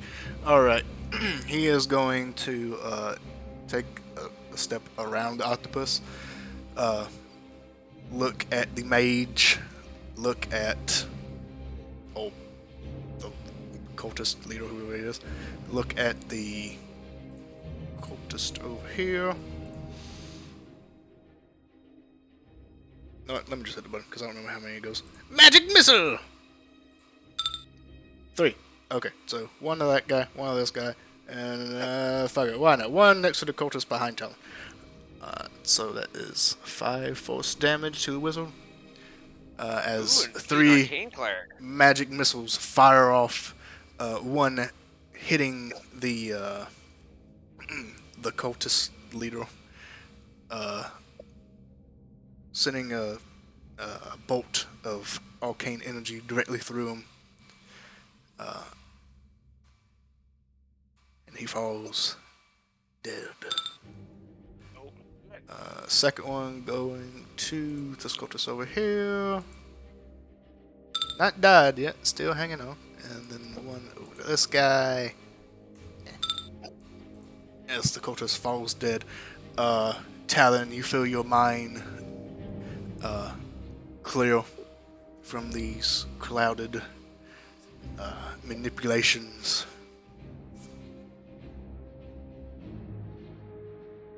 And that's his one. Talon! Oh, I No, think it's it's- me actually. Oh, Olmec. that's right. Olmec. Olmec. That's right. I forgot you did Well, it. since Mr. Priest is dead, Yes. I got a question. Can I? So we got this corpse here. This corpse in the middle of the altar here. My guy does No, that have- one is exploded and is sizzled away. All right, so I can just crawl over that, especially when I have climb and shit, right? Oh yeah. It's Oh, it's not even difficult. It's basically steps. I'm We're gonna not go the over here. pistol. I'm gonna snatch up Cultist 1, this low HP dude, and let's see what happens. Yep, you can. What can is reach that? it. Man, 15-foot range is a beast. With my 15, that hit. 15 does hit. So, much like the movie Akira, when the dude fucking gets too big and splashes shit like that, but my tentacles just wrap around him and just crush his ass, and he just fucking starts to bulge out, his eyeballs start to pop out, and he just pops like a fucking water balloon. And indeed he does. Well, he's low HP, 12 damage, he ain't living through that. Come on. Ah, he had Death Ward! Oh my The blow god. would suck back in, I guess. Are you kidding me? I, You know what time it is? It's amateur. hentai time. Oh no. Yeah, it is. Saw that. I saw that.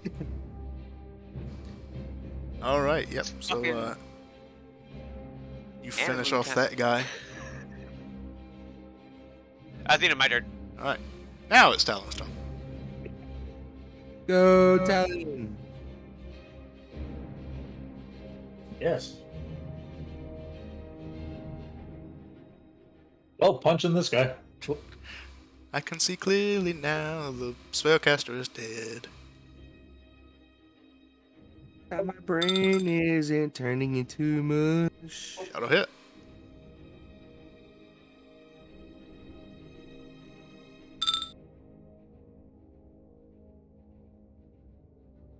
Ten damage.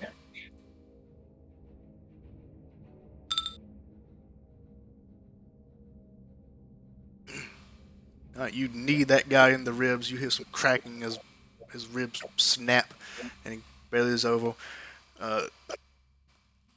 breathing heavily. And bonus attack. Oh dear God! 30. It's fucking 30. God.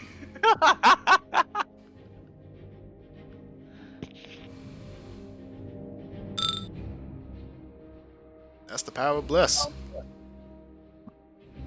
I wasn't even at my D4 to buy shit. I forgot about that. I forgot about that too. I know you did. I would have reminded you if it was actually relevant, but it wasn't.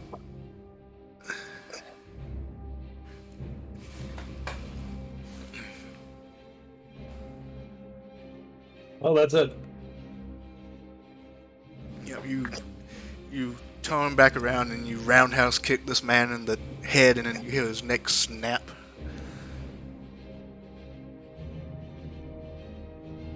All right. Anything else? That's it. All right. All right. Cultist tone. Cultist tone. 1. Singular. This is one that is still grappled, seeing all of his comrades fall before him. He is first going to try and break free of this grapple. Probably unsuccessfully.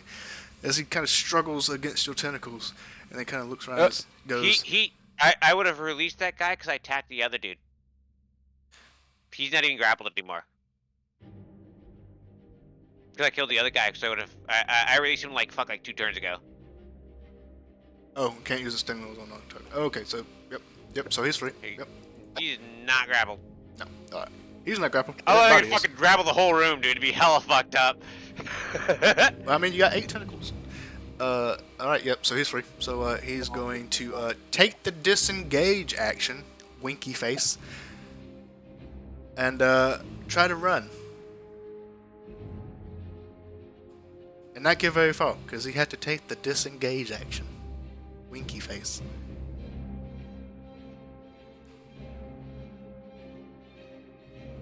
Mickey face. Alright, Sufia! Sufia, it's your turn. Alright. Chase after this bitch. But as he's running, he does begin to yell, "Intruders!" I'm gonna get right about here. Huh? And I'm going to cast Lightning Lure. Oh.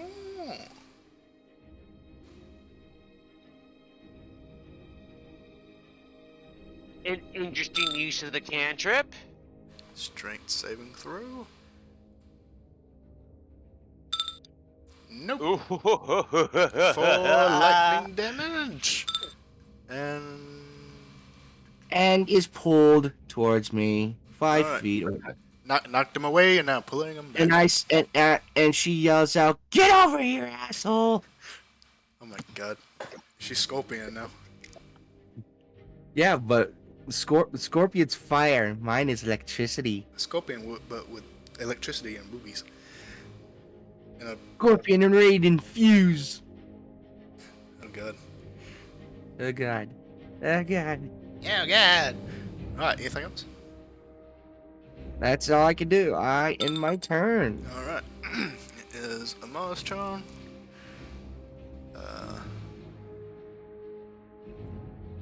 I don't even know if he has like his attack set up.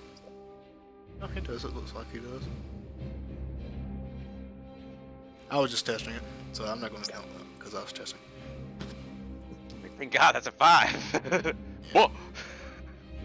Maybe he does. Let me double check. Let me look at it actually. Oh, maybe he doesn't.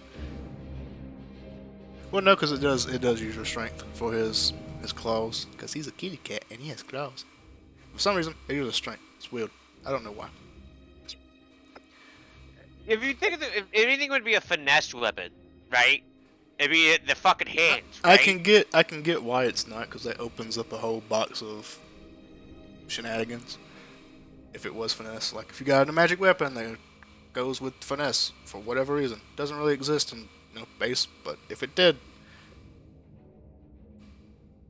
All right, so he's actually going to run up and he probably can't. I don't think he actually can, but he's going to run up and just backhand this guy and try to knock him out. 15, that hits. Why does it give him 4 damage? Does he have a negative modifier? No, because it's adding plus, but it's subtracting from his attack. No, he does have a negative strength. Oh, because he has proficiency. Oh, he has a negative strength, but it's his proficiency.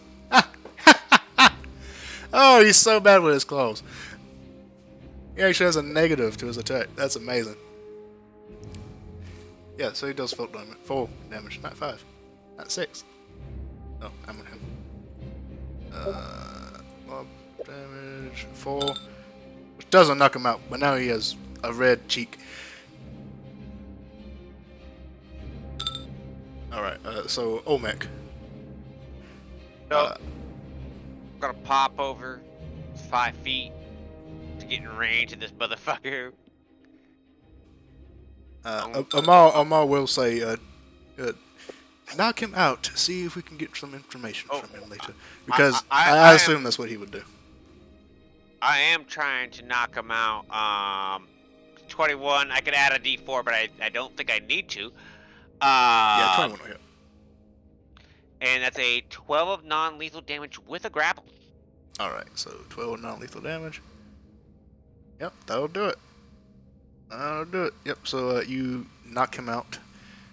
Squeezing him, you hear bones cracking, and he just kind of loses consciousness as he passes out. But just before you kill him, you kind of loosen up your grip enough to, not kill him. And just before he passes out, I'm just gonna tell him telepathically. You're mine now. Oh, that's not creepy at all. Oh yeah, it's creepy as fuck. No one else hears that though, just him in his mind, All right. which makes it even creepier. Yep. So, congratulations, everyone in this area has been defeated. Also, can we get that fucking staff and check out what that fucking staff is? Ah. We got this guy wrapped up. Yes, yes, you can. That Ritual, gift wrap. ritual casting. Ritual Next casting time. Magic. Next time, because we are very, very late into the game. So, that is where we put it next time. Well, fantastic session, everyone. Thank you, everyone, for playing this fantastic game with me. I had a lot of fun. I hope you did as well. Yes, indeed. I hope you did. Indeed. Have all have a good time. You finally got to have some combat. I hope those of you who are itching for a fight enjoyed it. Yes. I'll try again to figure out why that picture wasn't working. I'll try to figure it out later on my own time and see if I can get it to work for you. But yes, I hope you all enjoyed. Brilliant I think it went sprite very work, by the well. way. Oh, sorry, Yes. I didn't mean to interrupt. It's great. It's Sprite amazing. work. Fuck. It's great. Saving. Yes, save your tokens just in case. And I will see you all next week. Bye. Have a great one, man. You too. Once again, thank you all so much for coming. Thank you for playing.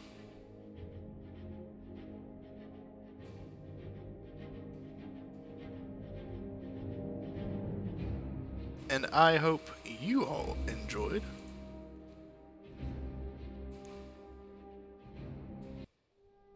If you did, remember to like the video, subscribe to the channel, and click that little bell to be reminded when I post again. And if you aren't doing so already, check me out on Twitch, Dungeons with Shepherd. Link in the description below. I'll see you all next time.